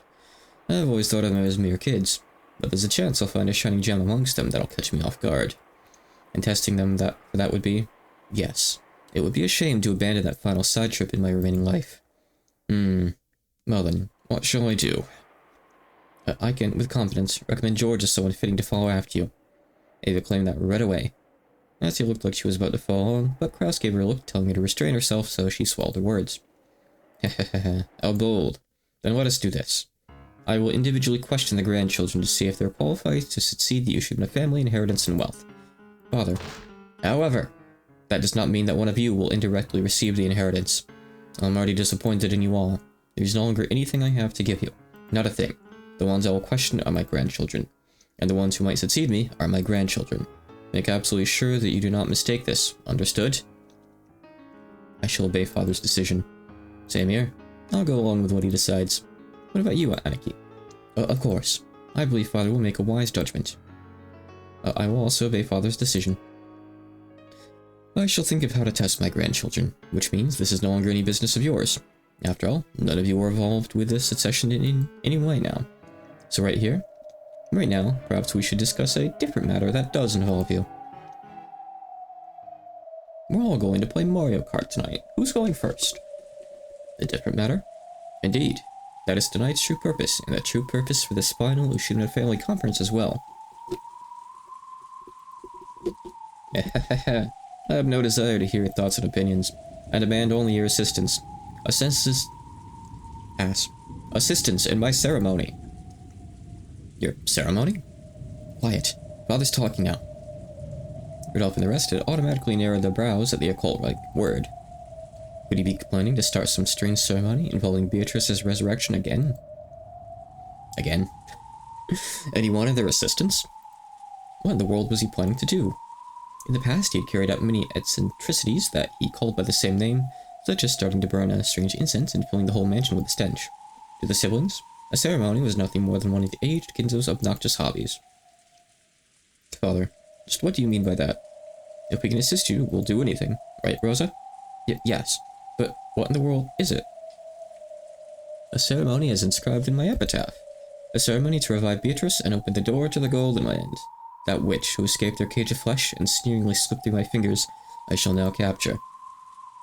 And force into submission with my greatest hidden art. For that purpose, I must offer 13 people as sacrifices. How many people are in this room right now? Let's see, we got all 7 of the siblings and their partners. We got all 5 servants, and we got Kinzo. 13. Exactly, 13 people. I think, right? Yeah, because there's 17 on the island total, and then there's 18 with the supposed Beatrice. Gathering 13 people's worth of sacrifices is no easy feat, but tonight is the family conference. Many adults have gathered on Rakenjima. There can be no other day on which to carry out this ceremony. I mean, you hire other servants. Do you not have, like, enough servants for this? Yeah. Taken literally, it sounded like he was telling them to become human sacrifices for his dark ceremony and die. Ridiculous. Was it some kind of metaphor? But they didn't even have a clue what he was trying to illustrate. His siblings whispered together about what Kinzo was saying. What's Dad going on about? Is this his usual sickness? Probably. Listen silently for now. I'm sorry, Father. I don't understand what you mean by that. What is it you don't understand? I'm making this extremely simple. I told you that I'll choose 13 of the humans on this island and offer them as sacrifices in a ceremony to revive Beatrice. Even worthless people like you can be very useful as sacrifices in my ceremony. Listen, this is not a joke nor anything of the sort. This is my final bet, my final ceremony, the last one I will desire in my life. There are now more than 13 humans on this island. In short, that's a head count that can easily satisfy the massive number of sacrifices I require. Become the sacrifices for my ceremony. Kinzo-san, you weren't... Oh right, I forgot about, Nanjo being here. Oh yeah, so there's 17 people besides Kinzo here. Right. 18 people, then 19 Beatrice. I forget the numbers. Right. Kinzo-san, you weren't serious about what you said back then, were you? It wasn't a joke? Unusually for him, Nanjo's face changed color as he stood up and shouted. It seemed that this wasn't the first time Nanjo had heard all this dark talk about 13 sacrifices. Sorry, my friend. That was no joke nor anything of the sort. It is what I bet my life on. The final ceremony, the final game that I will attempt. Yes, this is a game. If gaining my fortune leaving the island is your goal, then there are only 2 ways to achieve it. Will you escape being chosen as one of the 13 sacrifices and spectacularly survive by finally solving the riddle of the epitaph and stopping the ceremony? Fat chance. Or will you kill me and thereby stop this ceremony? Those are your only 2 options. By now, everyone wasn't just whispering, but chattering and muttering away. Even the siblings had noticed that Kinzo was beginning to act abnormally. This is pretty regular Kinzo. Father, are you a little tired? Genji-san, has father been drinking? No. The master is sensible. Drunk, but sensible. Sorry, Dad. I don't have a clue what you're talking about. Dad's free to start up any weird ceremony he wants to revive the witch he loves. That's his hobby. But getting wrapped up in that, being made into a human sacrifice, is a little more than I can handle. It is indeed a battle royale. Rudolph, are you trying to interrupt Father? What are you talking about, Aniki? You expect me to listen to something that's shady and say, oh, really? Was the ceremony that Kinzo had mentioned literally something disturbing? Or was it some kind of test to choose the successor? It seemed that Rudolph had taken it literally, but Ava apparently still believed that it was something like a test or examination to find a proper successor. Kinzo responded with a clear smile. Well then, that is all I have to say. No objections or opinions are necessary from you. I will simply awaken from my dream of having 4 unsuccessful children. To all of you, what will occur now before your very eyes may seem like a dream, an illusion, something that couldn't conceivably be of this world, and a world that defies understanding. But that itself is my reality.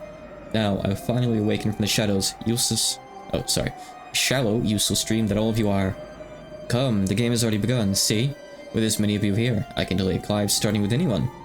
So long, my unsuccessful children, and for the final and only time in your lives, be useful for my ceremony. Arise, Pendragon's memorial troops!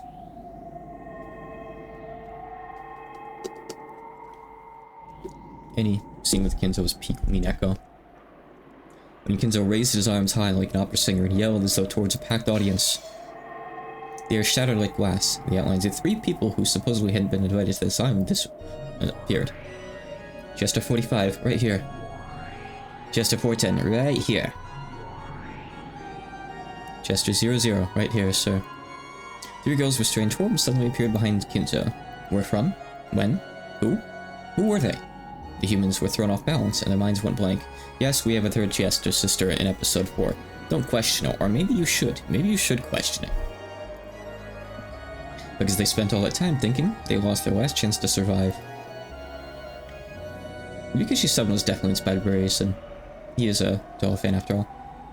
Check the M's there. Oh, there's a CG. Okay. Ooh, nice. Yeah, I mean, the art's not the best, but nice. It's cool. I'll bring that up, thank you. I thought I forgot about the CG and stuff. Here it is. Okay, so if that works, I guess as long as I'm not dragging out a browser, it's okay with it. Here's the pachinko CG for this. You can actually see this a bit better. You have permission to shoot Sits to death. And leave the choice of targets up to you. Begin your attack. Unrestricted firing? Understood, sir. Thank you for granting us such excellent targets. Everyone, commence unrestricted firing. Hee. First one in. Yeah. Yeehaw. When Fortune scratched the air with her finger, a golden bow appeared in empty space and she pulled the string. The golden arrow that had been readied there was fired off without any hesitation, blew out of the room, leaving haphazard gold curves everywhere, and chose Natsu from among those sitting at the table of the family conference, pulverizing the left half of her face. Flesh and deep red blood scattered around, leaving massive red spatter marks in the relative spaces in the pure white tablecloth. So interesting, we're seeing murders out in the open this time, in a room with a ton of people instead of like in private rooms. So, like, once I read this question about this, well, I mean, that was just gonna have to believe it's magic, right? Silence fell.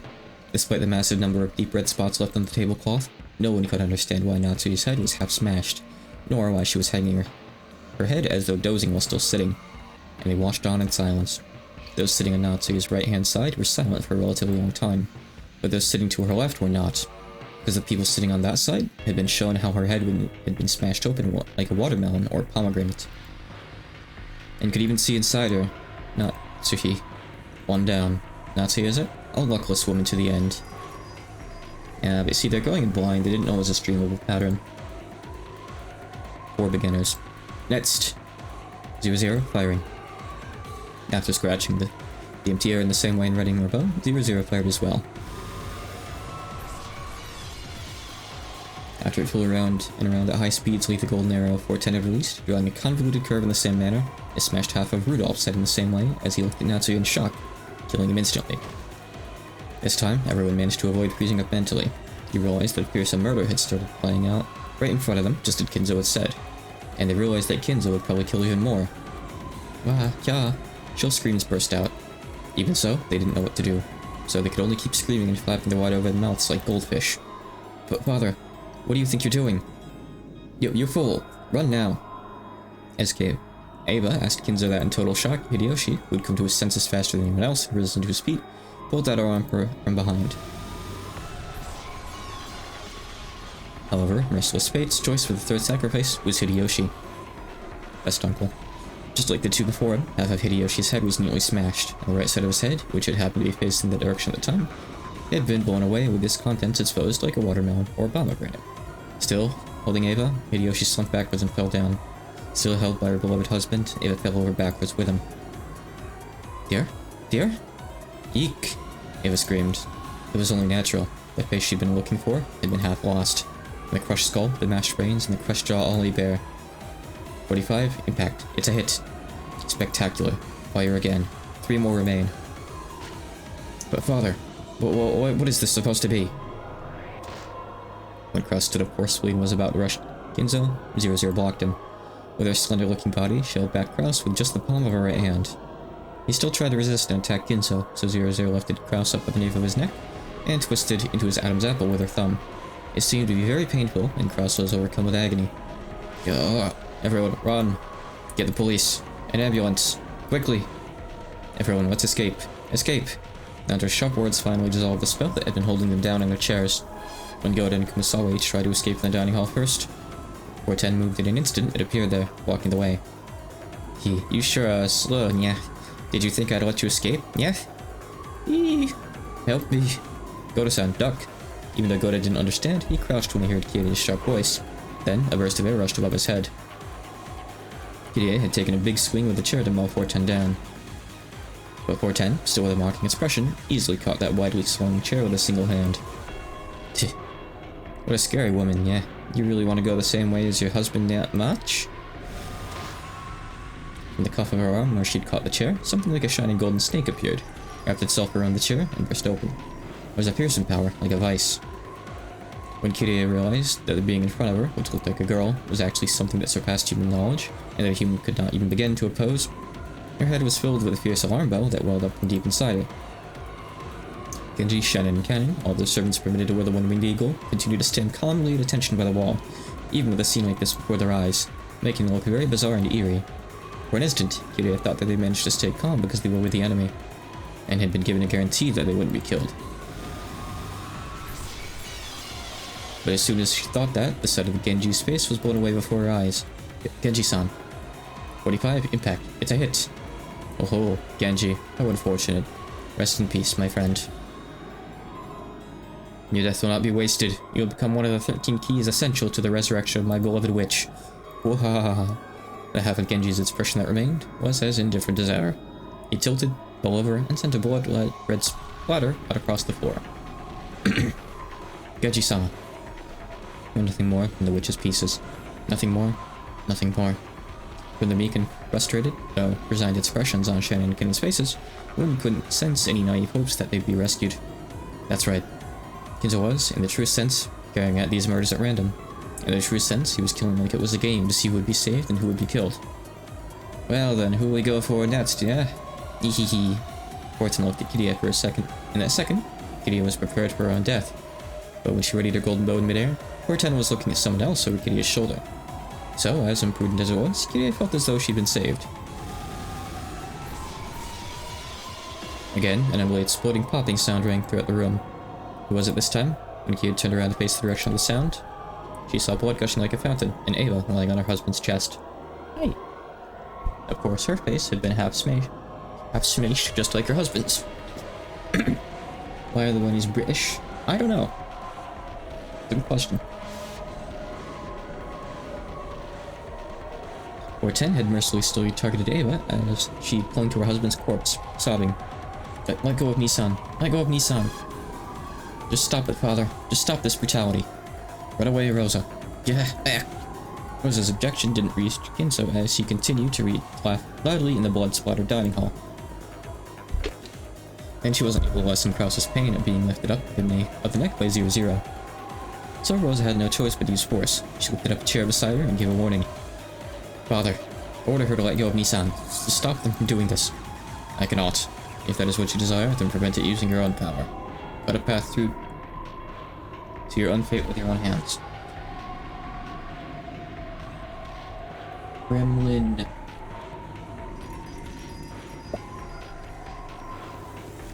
You who have always hid behind the backs of others in fear, let me see you overcome your weakness one last time in your life.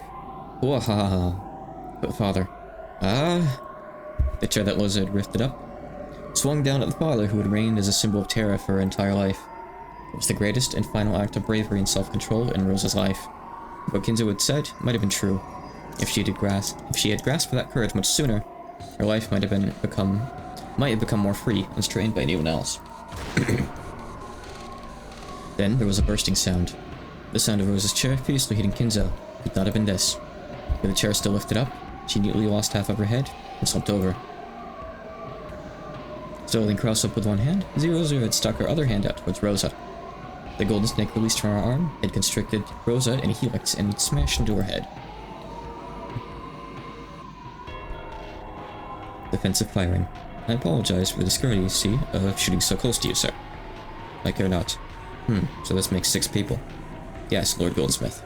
This makes 6 people. When she indifferently communicated that, 0-0 let go of Krause, who she'd been lifting up this whole time. Indeed. So the sacrifices of the first Twilight were Ava, Rudolph, Rosa, Natsuki, Hideyoshi, and Genji. Let's see, probably not updated yet, right?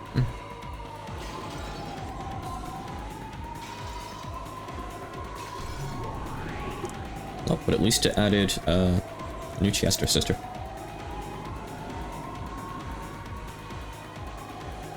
Oh, right, they're over here. Okay.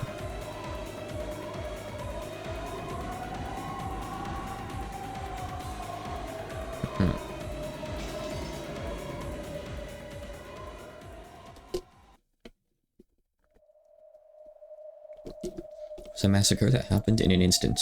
The interior of the dining hall had been dirtied by blood splatter, and the 6 unlucky victims lay with their heads prickly exposed. In a way that was fitting for that abnormal space, Kinzo's abnormal laugh alone echoed out. Ha ha ha ha. The curtain has finally risen. The ceremony to arrive at Beatrice has begun. You lucky ones who have managed to escape the first twilight. Allow me to introduce you to my friends. Arise, my friend. Renove.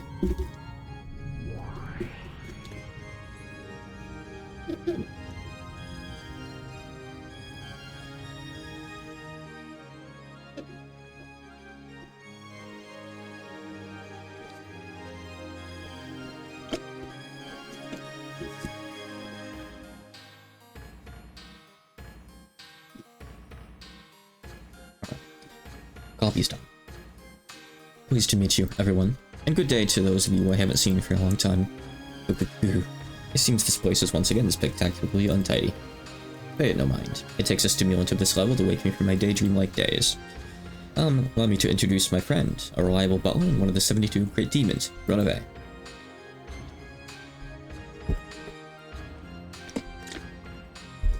It's interesting. I'm just gonna point it out just because the game hasn't really. That's, well, usually it shows up. It's Genji's, family name. It's very similar to Renove. It's, Ue. So it's very similar. It's only one letter off. For whatever reason.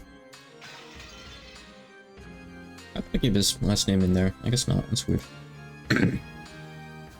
I'm pleased to make your acquaintance. Just who was you making that introduction to? Press and Kirie, who are still down on their backsides, and Nando, Goto, and Kumasawa barely look up at this middle-aged gentleman they didn't know in shock. Only Shannon and Cannon seemed to recognize him, and they bowed deeply. So, I wasn't able to greet Genji. I hope he was at least able to fulfill his purpose painlessly. It was an instant death from a direct hit to the head.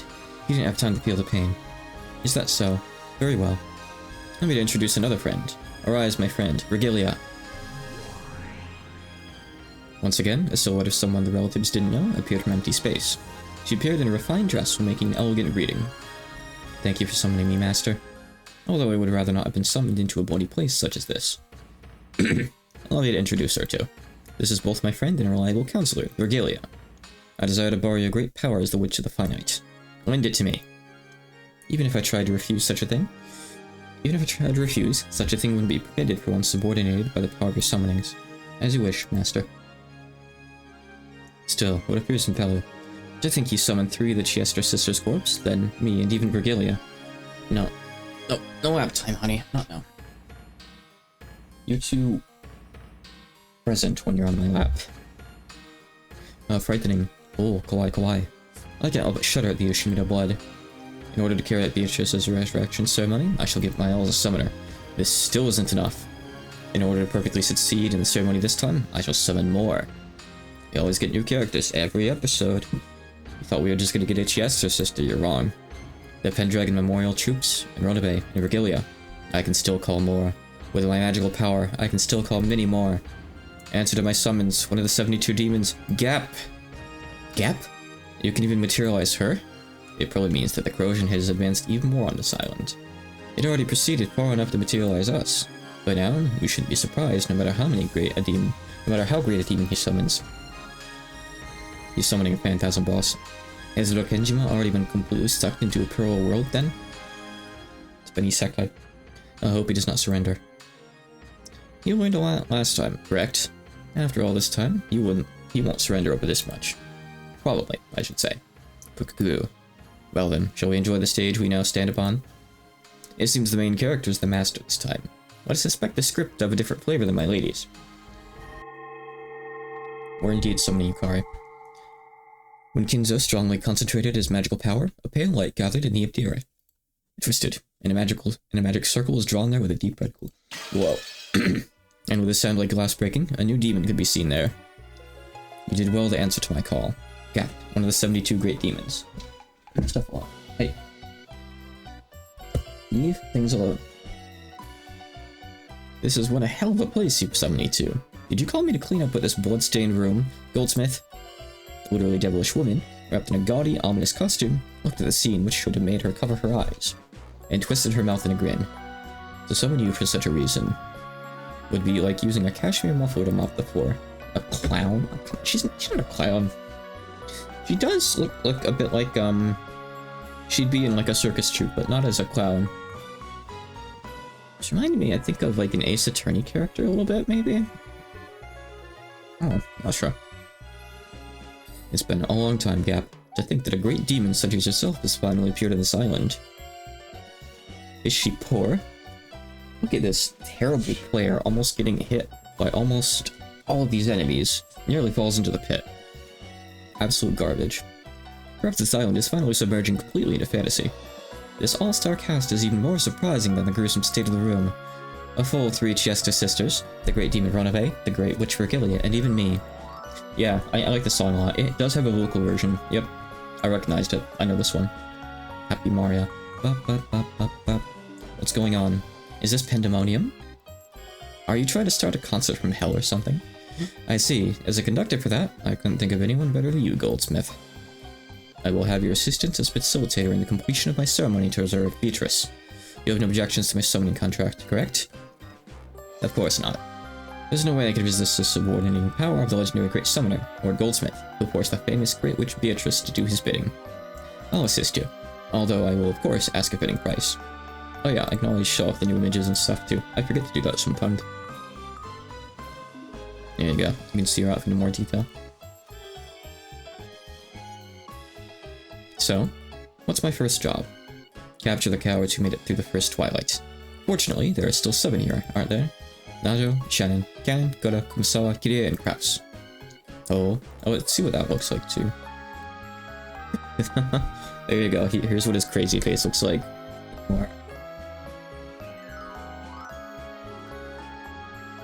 Switch back to the good art.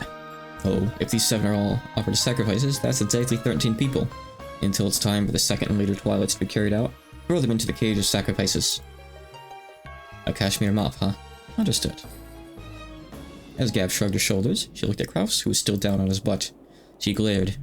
Then, when she snapped her fingers, Kraus was swallowed up by the floor, as though a round pitfall had opened up beneath him, like a gap. Ooh-ah. One down. There was no hole in the floor, but it certainly looked as though Kraus had been swallowed up by a hole and disappeared. Searching for an ant spray, Gab's gaze crossed Kirie's. She snapped her fingers. Kirie jumped back as though repelled. Her instincts had been right. After all, in the place where she'd been until a second ago, a round jet black hole had appeared, the same kind that swallowed up Kraus. However, before she could catch her balance, another pitfall appeared and swallowed her up. Even Kirie had no way of eluding Gab's capture. Well, when she snapped her fingers again, a shocked Naja was swallowed up by the floor and disappeared. When she did it again, Horten let out a short yell and jumped back. This time, a slightly larger pitfall had opened, swallowing both Shannon and Cannon, who had been standing in a line by the door. But because Horten had jumped away from the door, the way was no longer blocked. Instinctively aware that he would be next, Goda dashed out through that door. Of course, Kumasawa also escaped with lightning speed, chasing after Goda. As Gap snapped her fingers over and over, round, jet black pitfalls opened one after another behind them, chasing them. However, they did nothing but drive the recklessly fleeing pair away, and couldn't swallow them up. Goda and Kumasawa had escaped in a matter of seconds. I've gotten slow. I don't too get away. Don't worry, we are currently locking onto the escapee targets. Data link ready. Eehee. Shall we snipe? No, I cannot authorize that. They are precious sacrifices. Wait for the Master's authorization. Great Lord Goldsmith, we await your orders. It is still too soon for the coming of the second twilight. He is what the source of my magical power is whispering to me. It must not be now. Let them do as they please. It isn't as though they can escape from the island. The source of the Master's magical power is noise and risk and tests of luck. Oh, in other words, it means being fickle, it would seem. Perhaps you could also put it that way. Good work, Gap. Let us steadily advance the ceremony from here on. Well then, that is that. Next to my grandchildren. I will test them to see whether they are qualified to become my successor. Let's see, how shall I test their qualifications? If you decide that they're qualified, do you intend to abandon Beato's resurrection? Of course, and despite that, I will test them. Perhaps a woman cannot understand that contradiction, nor my badness. Well, apparently men are as weird as ever. I don't get the very concept of playing around with risk. Oh my, and I thought you loved that sort of thing. Of course. If a man whispers to me about dangerous risks in love, I go head over heels. But only if he's hot. Cuckoo. Be quiet. Try to refrain from whispering. Truly noisy women. But at least they aren't boring. This is what makes summoning so pleasant. All of you will bear one side of the scales of noise and risk in my ceremony. That is the work I expect of you. This brutally murdered corpses lay in the dining hall, and it was contaminated with red, gruesome decorations.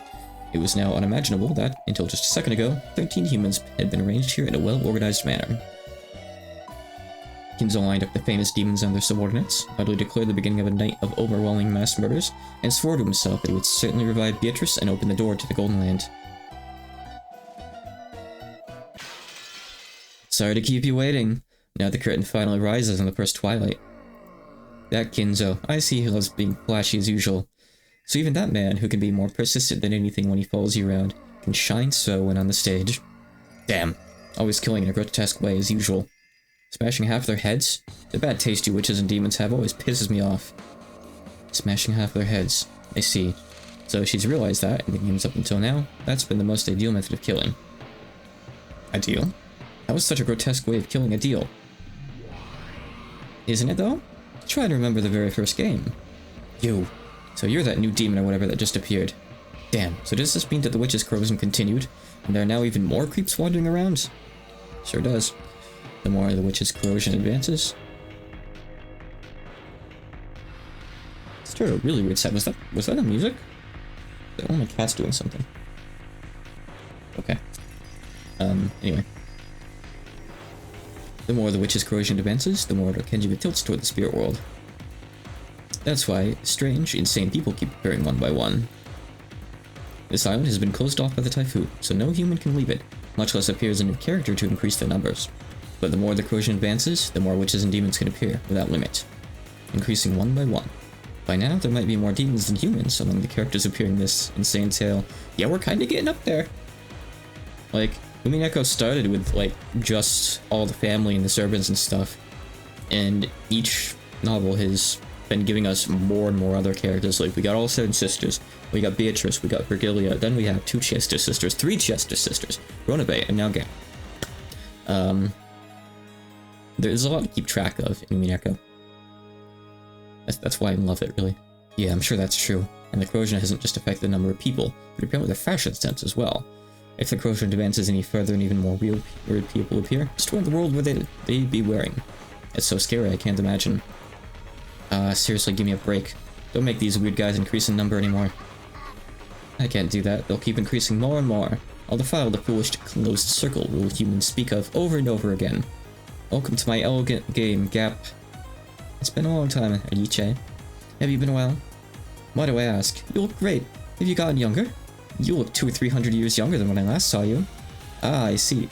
The demon grandfather had summoned and introduced his Gap, took a glance at me, and then grinned as though she'd figured something out on her own. That smile of his felt openly obscene.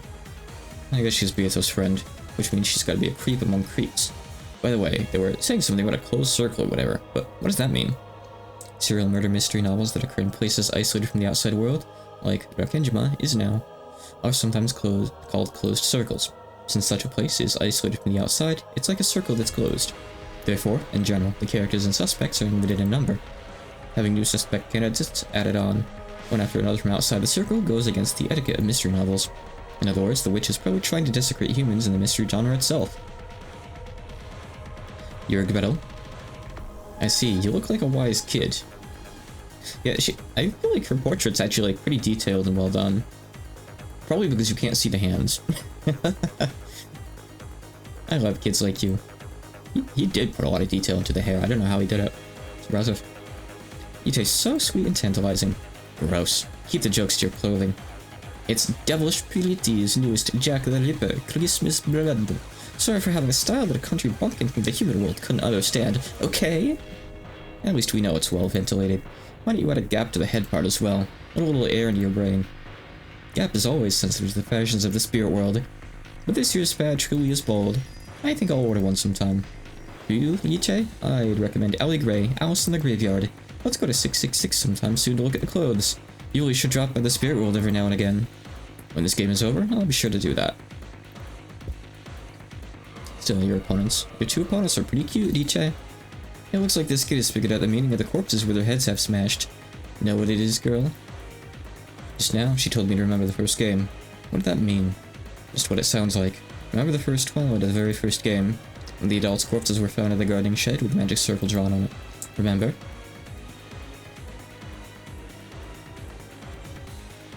How could you forget? Episode 1.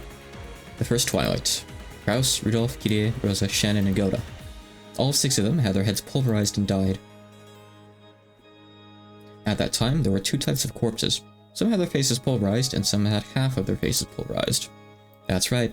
The ones with their faces smashed were Rudolph, Kirie, Rosa, and Goda. The ones with the sides of their heads smashed were Kraus and Shannon. At the time, I quickly created 2 types of corpses, but I realized that the former, more atrocious type was actually disadvantageous for me. Disadvantageous for you? I see. So that's what this is. That's right. The smashed faces might look atrocious, but that made it hard to confirm the identity of each person. For example, at that time, Uncle Kraus and Shannon-chan had their heads half smashed. That alone was atrocious enough, but because half of their faces remained, it was easy to confirm their identities. But Dad and the other 3 were different. I can say that if his face had been completely destroyed, even I, as a son, could only guess by inference that it had to be Dad, because of his clothes and the like. In short, I remained vague until the end whether it really had been Dad's corpse. If this reasoning battle had taken place during the first game as well, I probably would have claimed that, since the identities of Dad and the rest's bodies were impossible to confirm, there was a possibility that one was a fake corpse. After all, Beato didn't state anything red during that game. Well done. Correct. A fake's death is one of the basics of the mystery genre. If you make a doctor examine the corpse, you can't trust the results if you suspect it being the culprit's accomplice. Therefore, corpses that can't guarantee a death for certain are always disadvantageous for the witch's side. You can suspect fake deaths for all corpses, hypothesizing that one or more of them is the culprit for the crimes that follow. This is indeed the Tiny Bomb chapter. It's a move Battler doesn't like, but it's the most elementary move to use against a witch. Episode 4 is really good. Yeah, that's right. That's why Beato started using the red. With the red truth, she can carry out a perfect autopsy. That's how it is. Normally, for the first Twilight, I would use the red truth right away, confirming the death of these 6. Did anyone ever check the corpses in episode 1? I don't think so? I'm not sure offhand. Like, some people saw them, but I think the only one that, like, got down on the ground and, like, checked them in detail was Nanjo. However, I do remember Hideyoshi checking Shannon's corpse and saying, yeah, that's Shannon and she has the ring on her finger. I remember that. That was highlighted as well.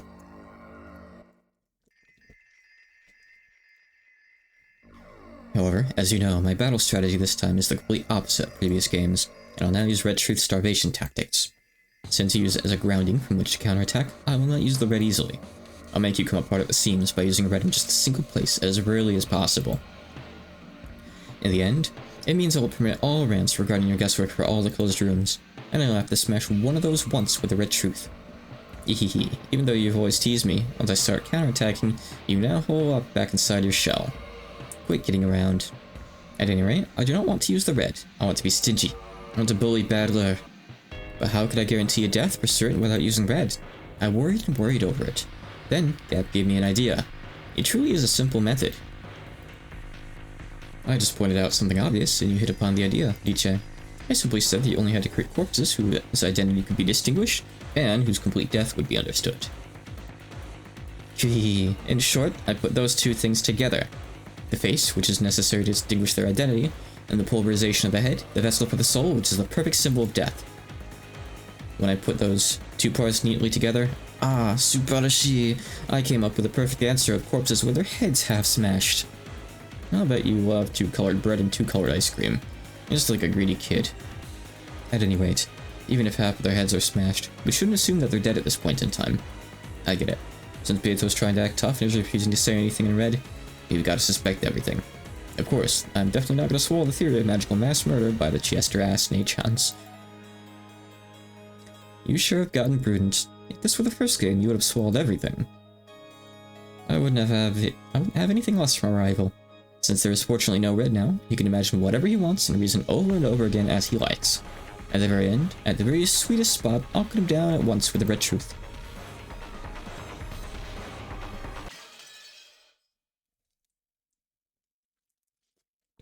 We're finally back. We're finally back with Peak.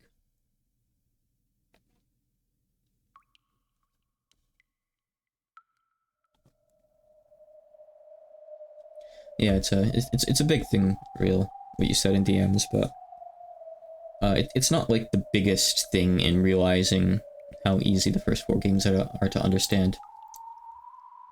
Ooh. Silent, black, cold, painful. Rosa regained consciousness bit by bit, and the first thing she thought was that it would have been better if she hadn't. After all, with her body this cold and hurting... Oh, by the way, we can check this. Oh, no, still not updated, actually. Eventually. I guess I can look at Gap, though. Gap's gotta be in here by now. Oh wow, this really expanded.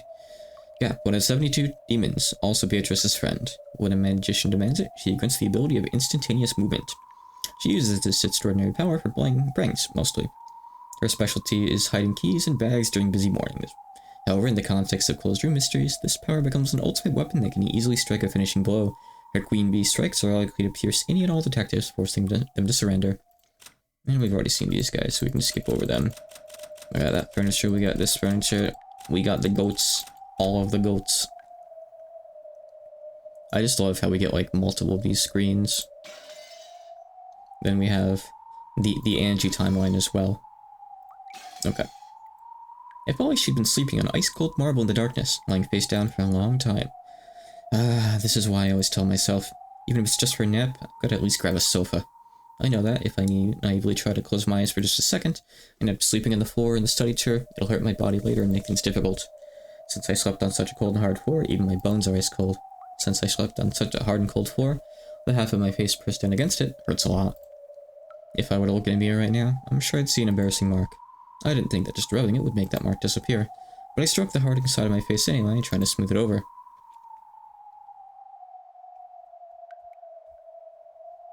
I wonder where this is. I thought it was pitch black, but it looks like it isn't. After all, I can faintly see my own body.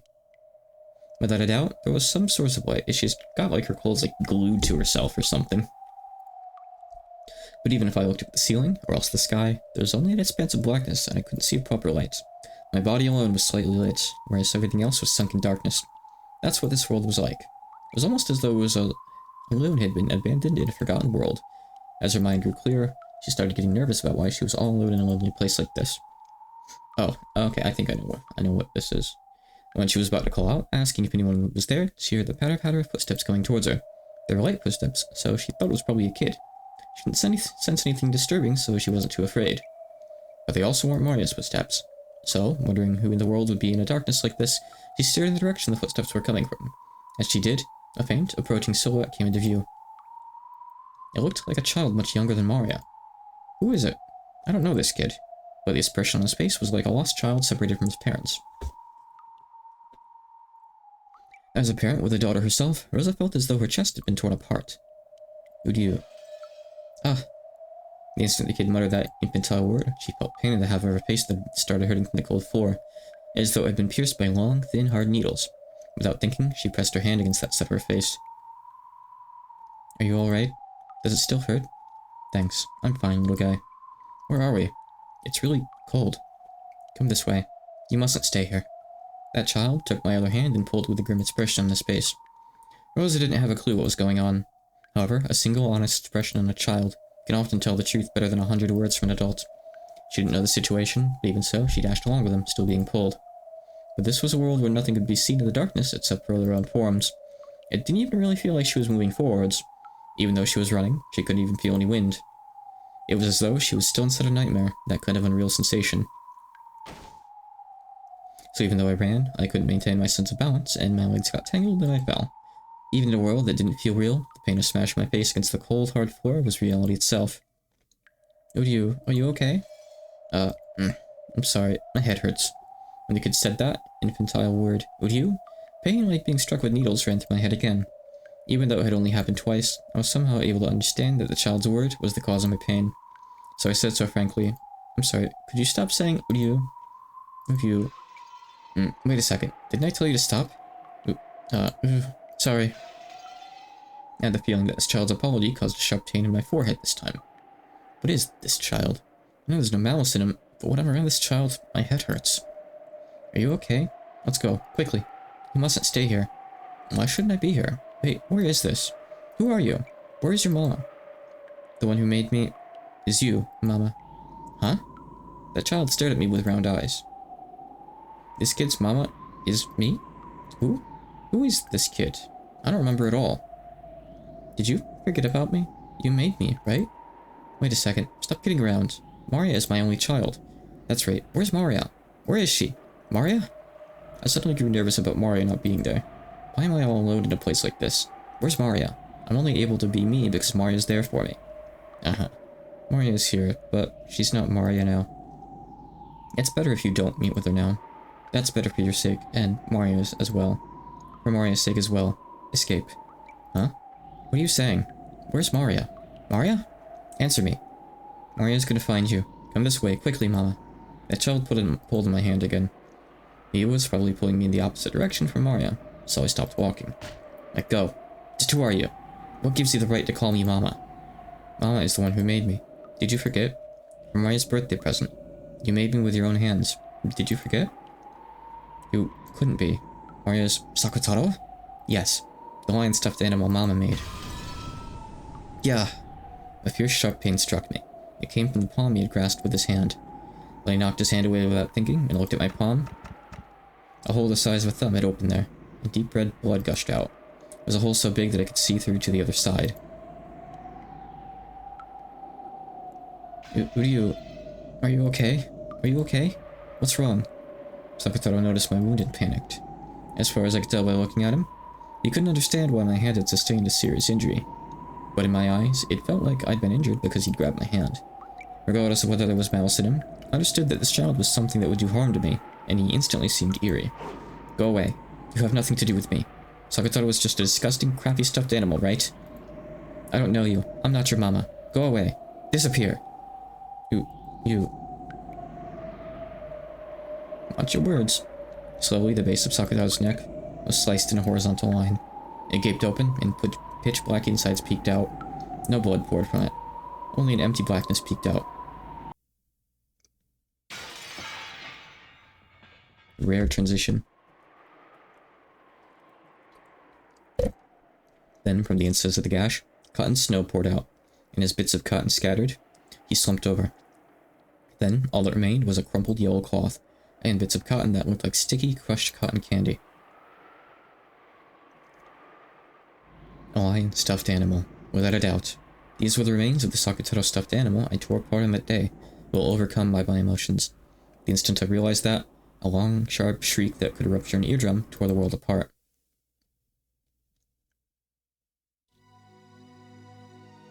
We're going back to this again.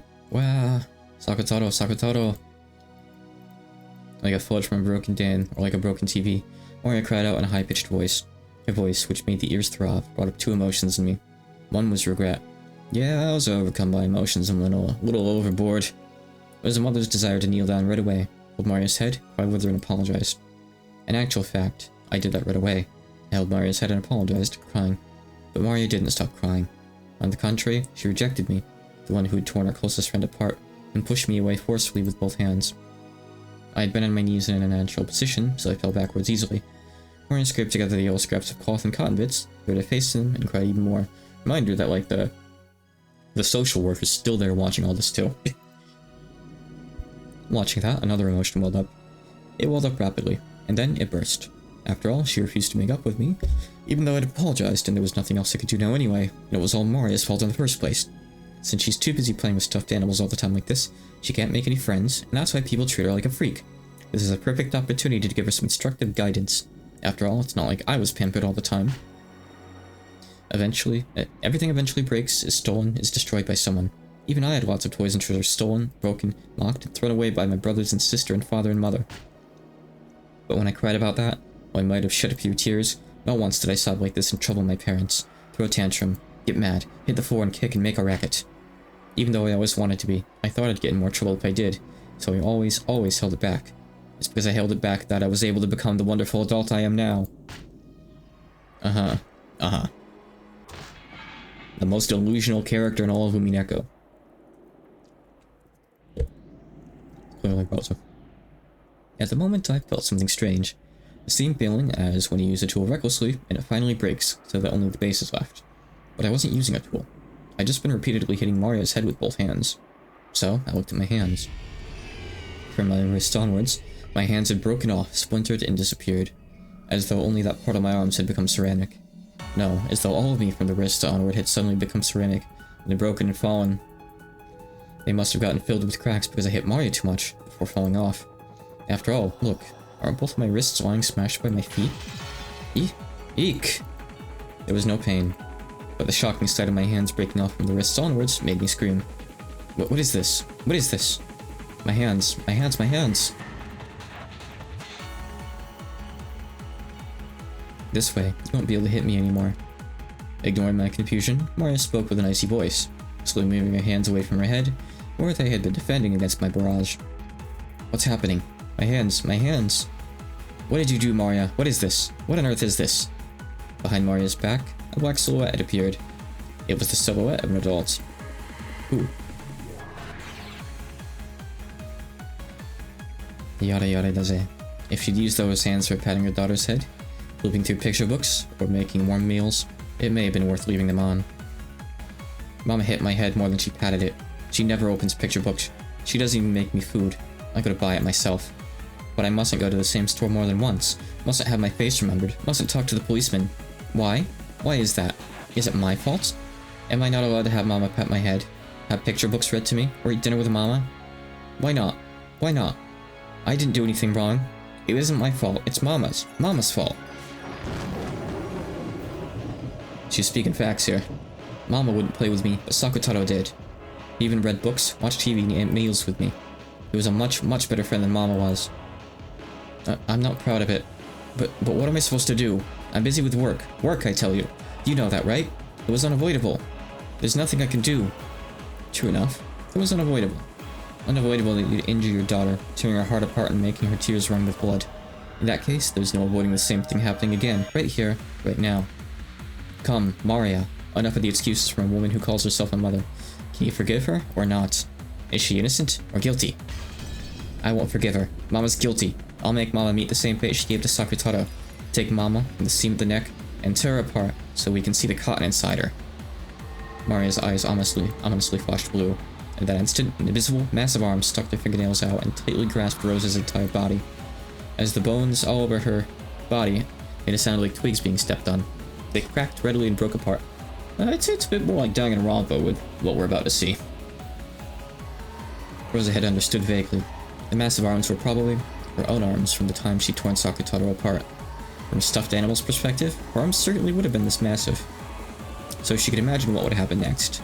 The sharp nail stuck deep into the base of her neck, and she heard the skin tearing with her own ears. Then, as the two witches watched over her, Rosa's flesh was split in two, top and bottom. When Sakutaro had been torn apart, bits of cotton had flown about like snowflakes. But in Rosa's case, something like black, thick tar came out, filthily, flying all over the place. There wasn't even a trace of the red blood. It was something black, filthy, and thick.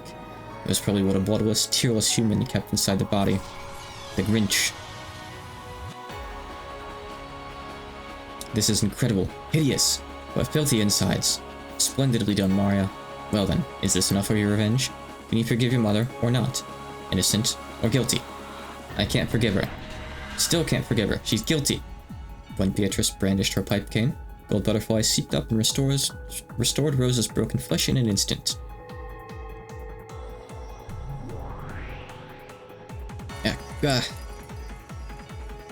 Feel the depths of your sin, which cannot be repaid by a single human life.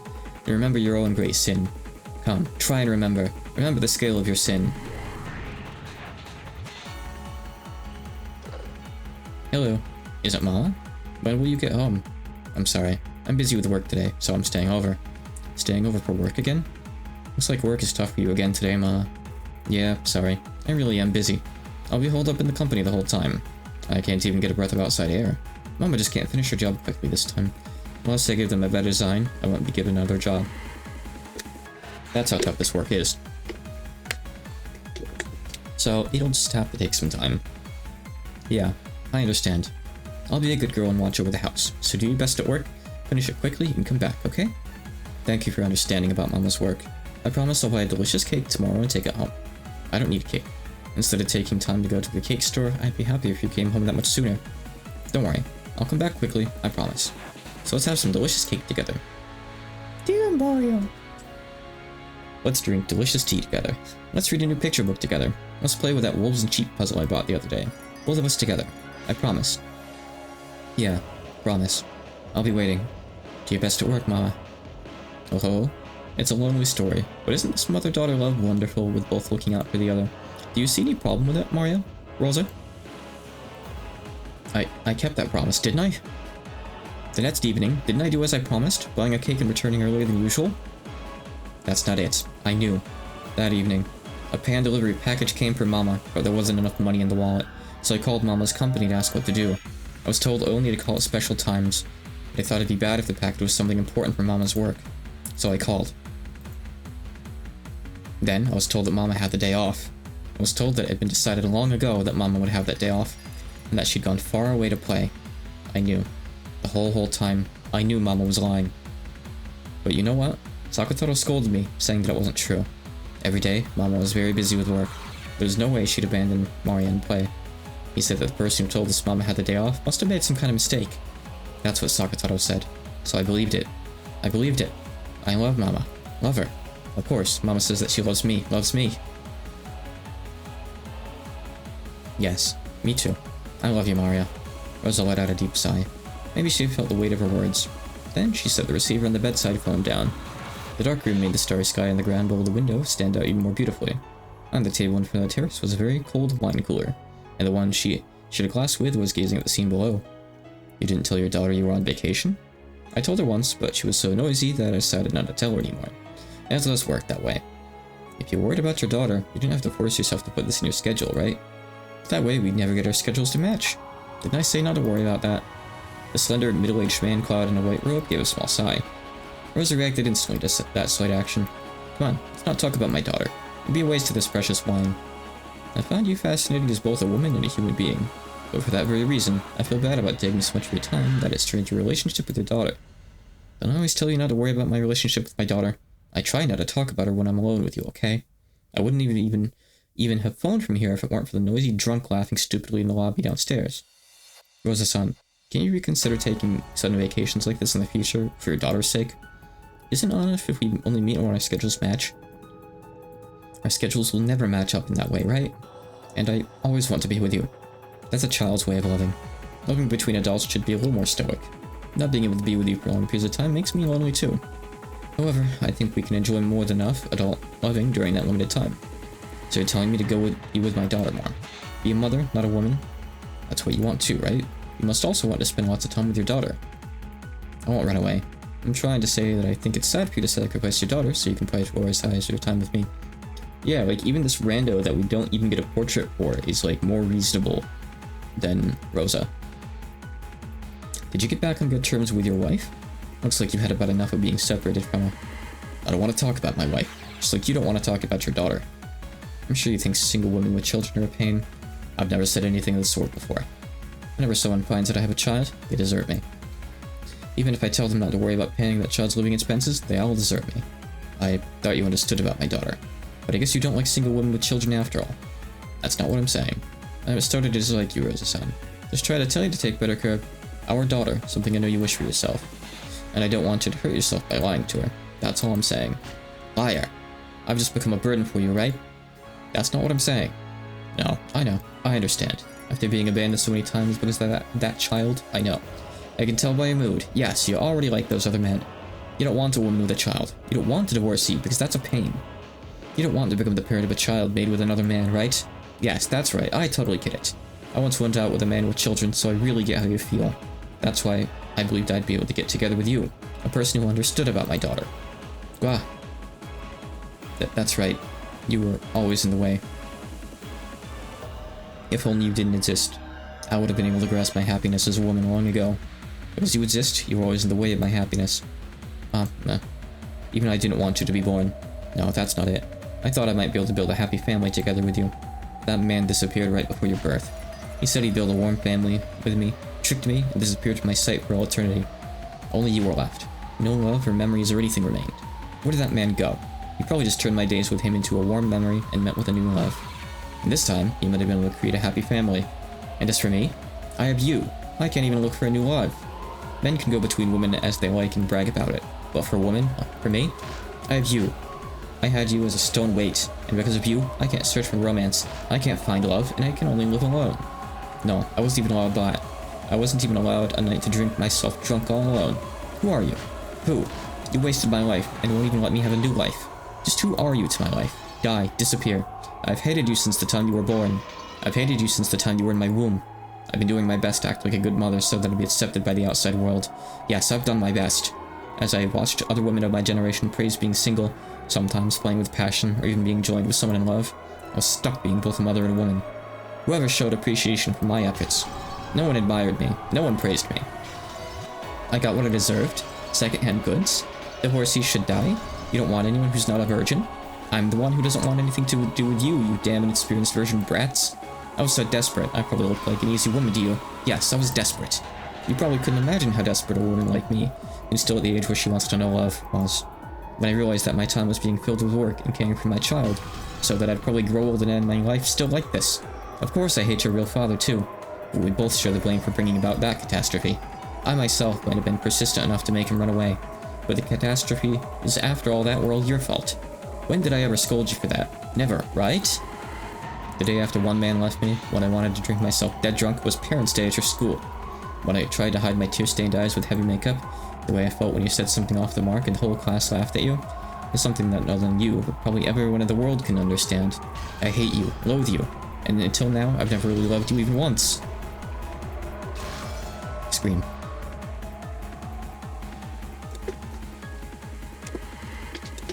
Maria's face was still stiff.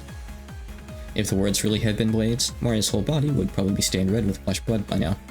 Even after getting the power of a witch and resolving herself to take revenge for Sakataro, she couldn't stand these curses coming out of her mother's mouth. Mama. Ugly. How ugly is a woman drowning in lust. Now you see this woman's true nature.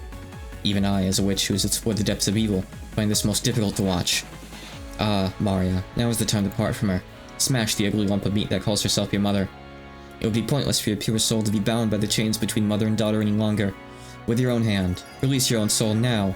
You have gained the tooth and claw to protect yourself. Hey, opposite morning. Why are you here at 9:44 AM? Watching an incredibly intense scene. Jeez. Ooh, now you'll taste the pain I had to go through. Now I'll take revenge for these days of suffering. Aren't you the one who's been hurting me? I'm the one who wants revenge. I should have done that before you were born. If only you hadn't been born. Disappear! As Rosa howled in a way that can only be described by the word splat, her upper body was crushed. In an instant, became something similar to a wrung, blood-stained towel. Be crushed. I can't forgive you. Can't forgive you. What filth.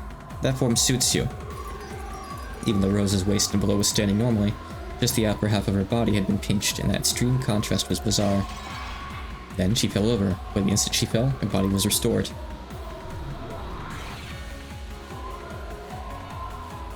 You die. Come, Maria. Is this the limit of your anger and sadness? Now is the time for our revenge. Time for the settlement of anger and sadness. Hit her. Spit it out. Push all the wedges driven into your chest and fling them back at her. Ooga. Ooga booga. Maria's howl was adorned with the ugly sound of flesh and bone being crushed at the same time, as Rosa, who had foully insulted Maria, lay spread-eagled. A neat, perfect circle was cut out of her chest and crushed, as though her chest had been trampled by an invisible elephant. Her heart and her lungs and her ribs were trampled so mercilessly that they were completely indistinguishable. It might have symbolized the pain in Maria's heart up until today. So, Maria, are you satisfied now? Can you forgive your mother for her sin, or not? Innocent, or guilty? I can't forgive her. Not yet, not yet. Mama is guilty, guilty, guilty, guilty. Can't forgive her. Indeed, how could this level of punishment compare to the bitter days you suffered through? Know it, Rosa. Come, try to remember. What form did you have? Revive in order to be killed. Be killed over and over, so that your sins can be purified. Grounded, grounded, grounded! Via to wave her cane, the body was restored again, and Rosa sat up, coughing violently in apparent pain. And once again, she spat out curses rejecting Maria. You aren't Mama. You're a witch tormenting me and Mama. I won't forgive you just because you look like Mama. I won't forgive you. You're the witch, aren't you? Always reading creepy books and pretending to play with witches. You're the one who should disappear. Because of you, even I'm treated like a freak. Because of you. Because of you. If only you hadn't been born. Don't be born. I've hated you since before you were born. Maria screamed. Was she unable to bear her anger and sadness? Or else had she been taken over by an indescribable emotion? It was surely a cry of hopelessness, and yet it was a reality that had to be accepted. Moria knew. She knew that she was thought of as a burden. But even though she herself had known that, she didn't believe it. She'd believed that her mother loved her, and had done her best to positively interpret several events that could have made her doubt this, trusting and clinging to her mother's love. But she had no one except Mama. Even so, she really did like Mama, and wanted to return to the days when she believed that Mama loved her. So I howled. I'll erase all of it. I won't accept it. I'll deny it. I'll deny the mother who says these things, the Black Witch who makes her say them, and the part of myself that can't forgive my mother. Is Witch Moria in the fighting game? I think she is. Hold on. Oh, wait. I think she is. I know that you can play as Rosa. I assume you can play as Moria too. Let me see. No. You can't play as Moria. I'm kind of surprised, actually. Huh. Nope. Witch Moria is not playable. No, Moria is playable. Is she? I don't see her here on the wiki. No. By the way, anyone who hasn't seen all of Umineko, do not go on the fighting game wiki. You'll see a bunch of characters you don't know. You will see one portrait in particular that has some heavy implications that you should not see. Do not go on the wiki. Do not. Never Google the word Umineko. Stay away from it. Oriel's case, he's already been spoiled and everything. I'm pretty sure Rosa has a super where like Moria appears and like loads a gun with her or something. But I can't deny it. This is reality, fact, the truth, the answer. Without any mistake, this is absolute reality. Man, why couldn't we have gotten Dylan to read Umineko after all? He considered it for a while, but I guess he decided against it. What a loser. Someone convince him. Moria turned Rosa into a lump of meat over and over in the dark world that reflected her heart, demanding the ugly scent of flesh and bone being torn apart, which would make anyone want to cover their ears. I guess it's a bit serious for him. Each time, Beatrice revived Rosa. She dragged her back into the world of endless torture, which could not be escaped from even by death. This was the true, deepest tale of the endless which Beatrice could create. Yeah, we could probably just tell him that gap is shown. Yeah, we could probably just do like a little portrait edit. However, this world was not made endless by Beatrice's will, because every time Rosa turned into a lump of meat, she asked the same question to Moria. Are you satisfied, Moria? Can your anger forgive your mother yet? How could I forgive her? How could I forgive her? I won't forgive her. I'll teach you all of my pain. Teach you much, much more. It's still not enough. Not close to enough. Well, yeah, the HSA is like explicitly Toho. So I can get that. Since I was born, since before I was born, I can't get rid of the anger and sadness of being neglected so long. I hate you. I hate you. Yeah. Revive over and over again. Return to a meat lump over and over again. In various ways, she crushed, smashed, beat, and tore to bits. Blind blood splatter and flesh turned the once pitch-black world into a world with mixed red and black. Moria's anger still hadn't calmed down. It was as though she was spitting out all the suppressed rage from the time of her birth until today. If that all became poison to her heart, then would the repeated murder of her mother purify her soul? Would even this wasteful murder save her soul, at least a little bit? This endless torture might have become a slight diversion from her sad, unrewarded life. After all, it seemed that she'd finally be able to regain her smile. Learn it. You, the source of my unhappiness. Learn it. Learn that what you're feeling is nothing compared to my pain. What's wrong? Why'd you stop laughing? Try and laugh. Yuck.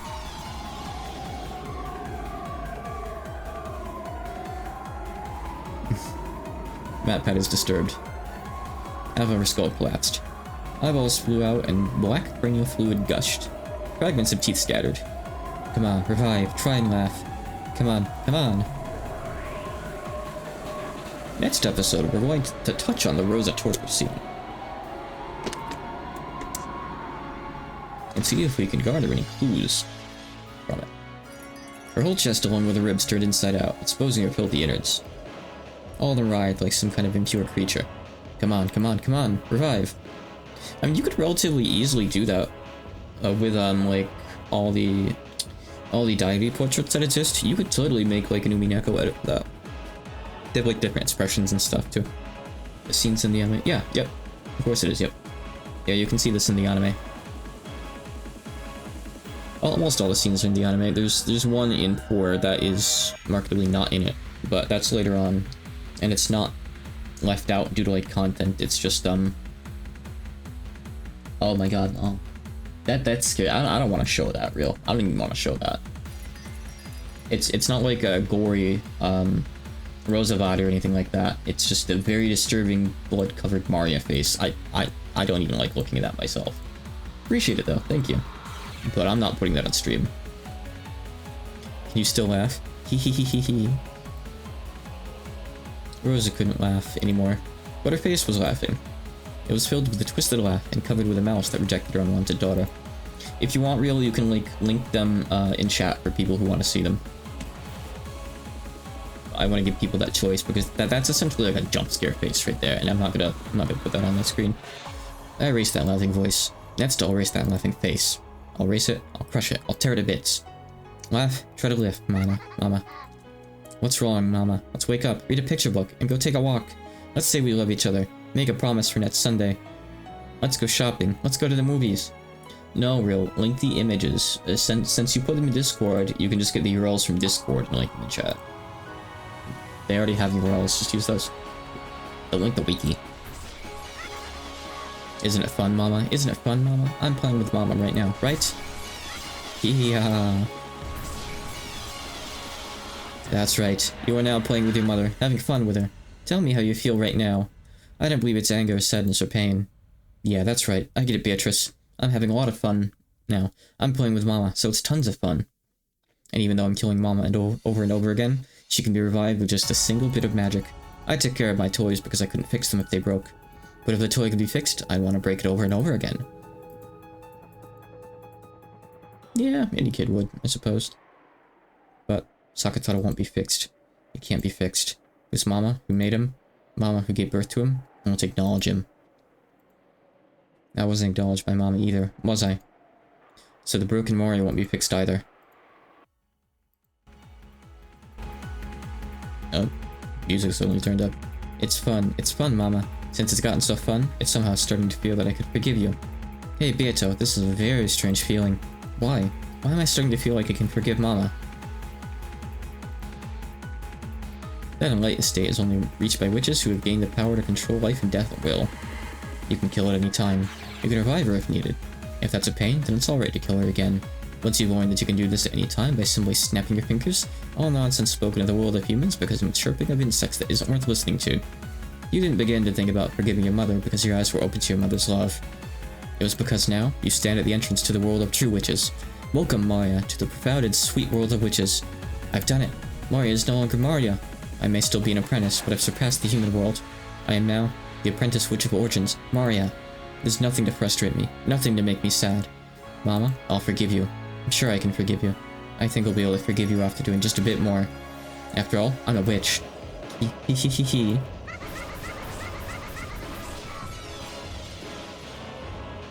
Jeez. Incredible.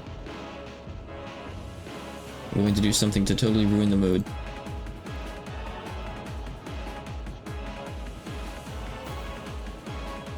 Why is she so quiet?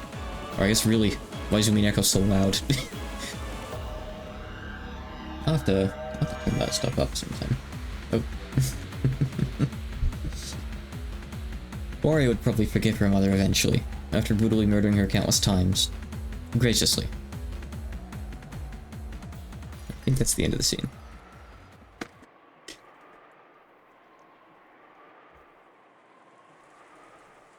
Shitty Trial Patchy could probably 1v1 all the supernatural characters, honestly. Okay, that is definitely a good stopping point for Umineko. I considered stopping before the Rosa scene, but I figured it'd be a better way to cap off a stream than to start a stream. And since I was already kind of into the voice acting, I was like, I'm gonna roll with it. I'm gonna roll with it. So, let's see, I'm gonna end here and switch over to Deadhawk in just a minute.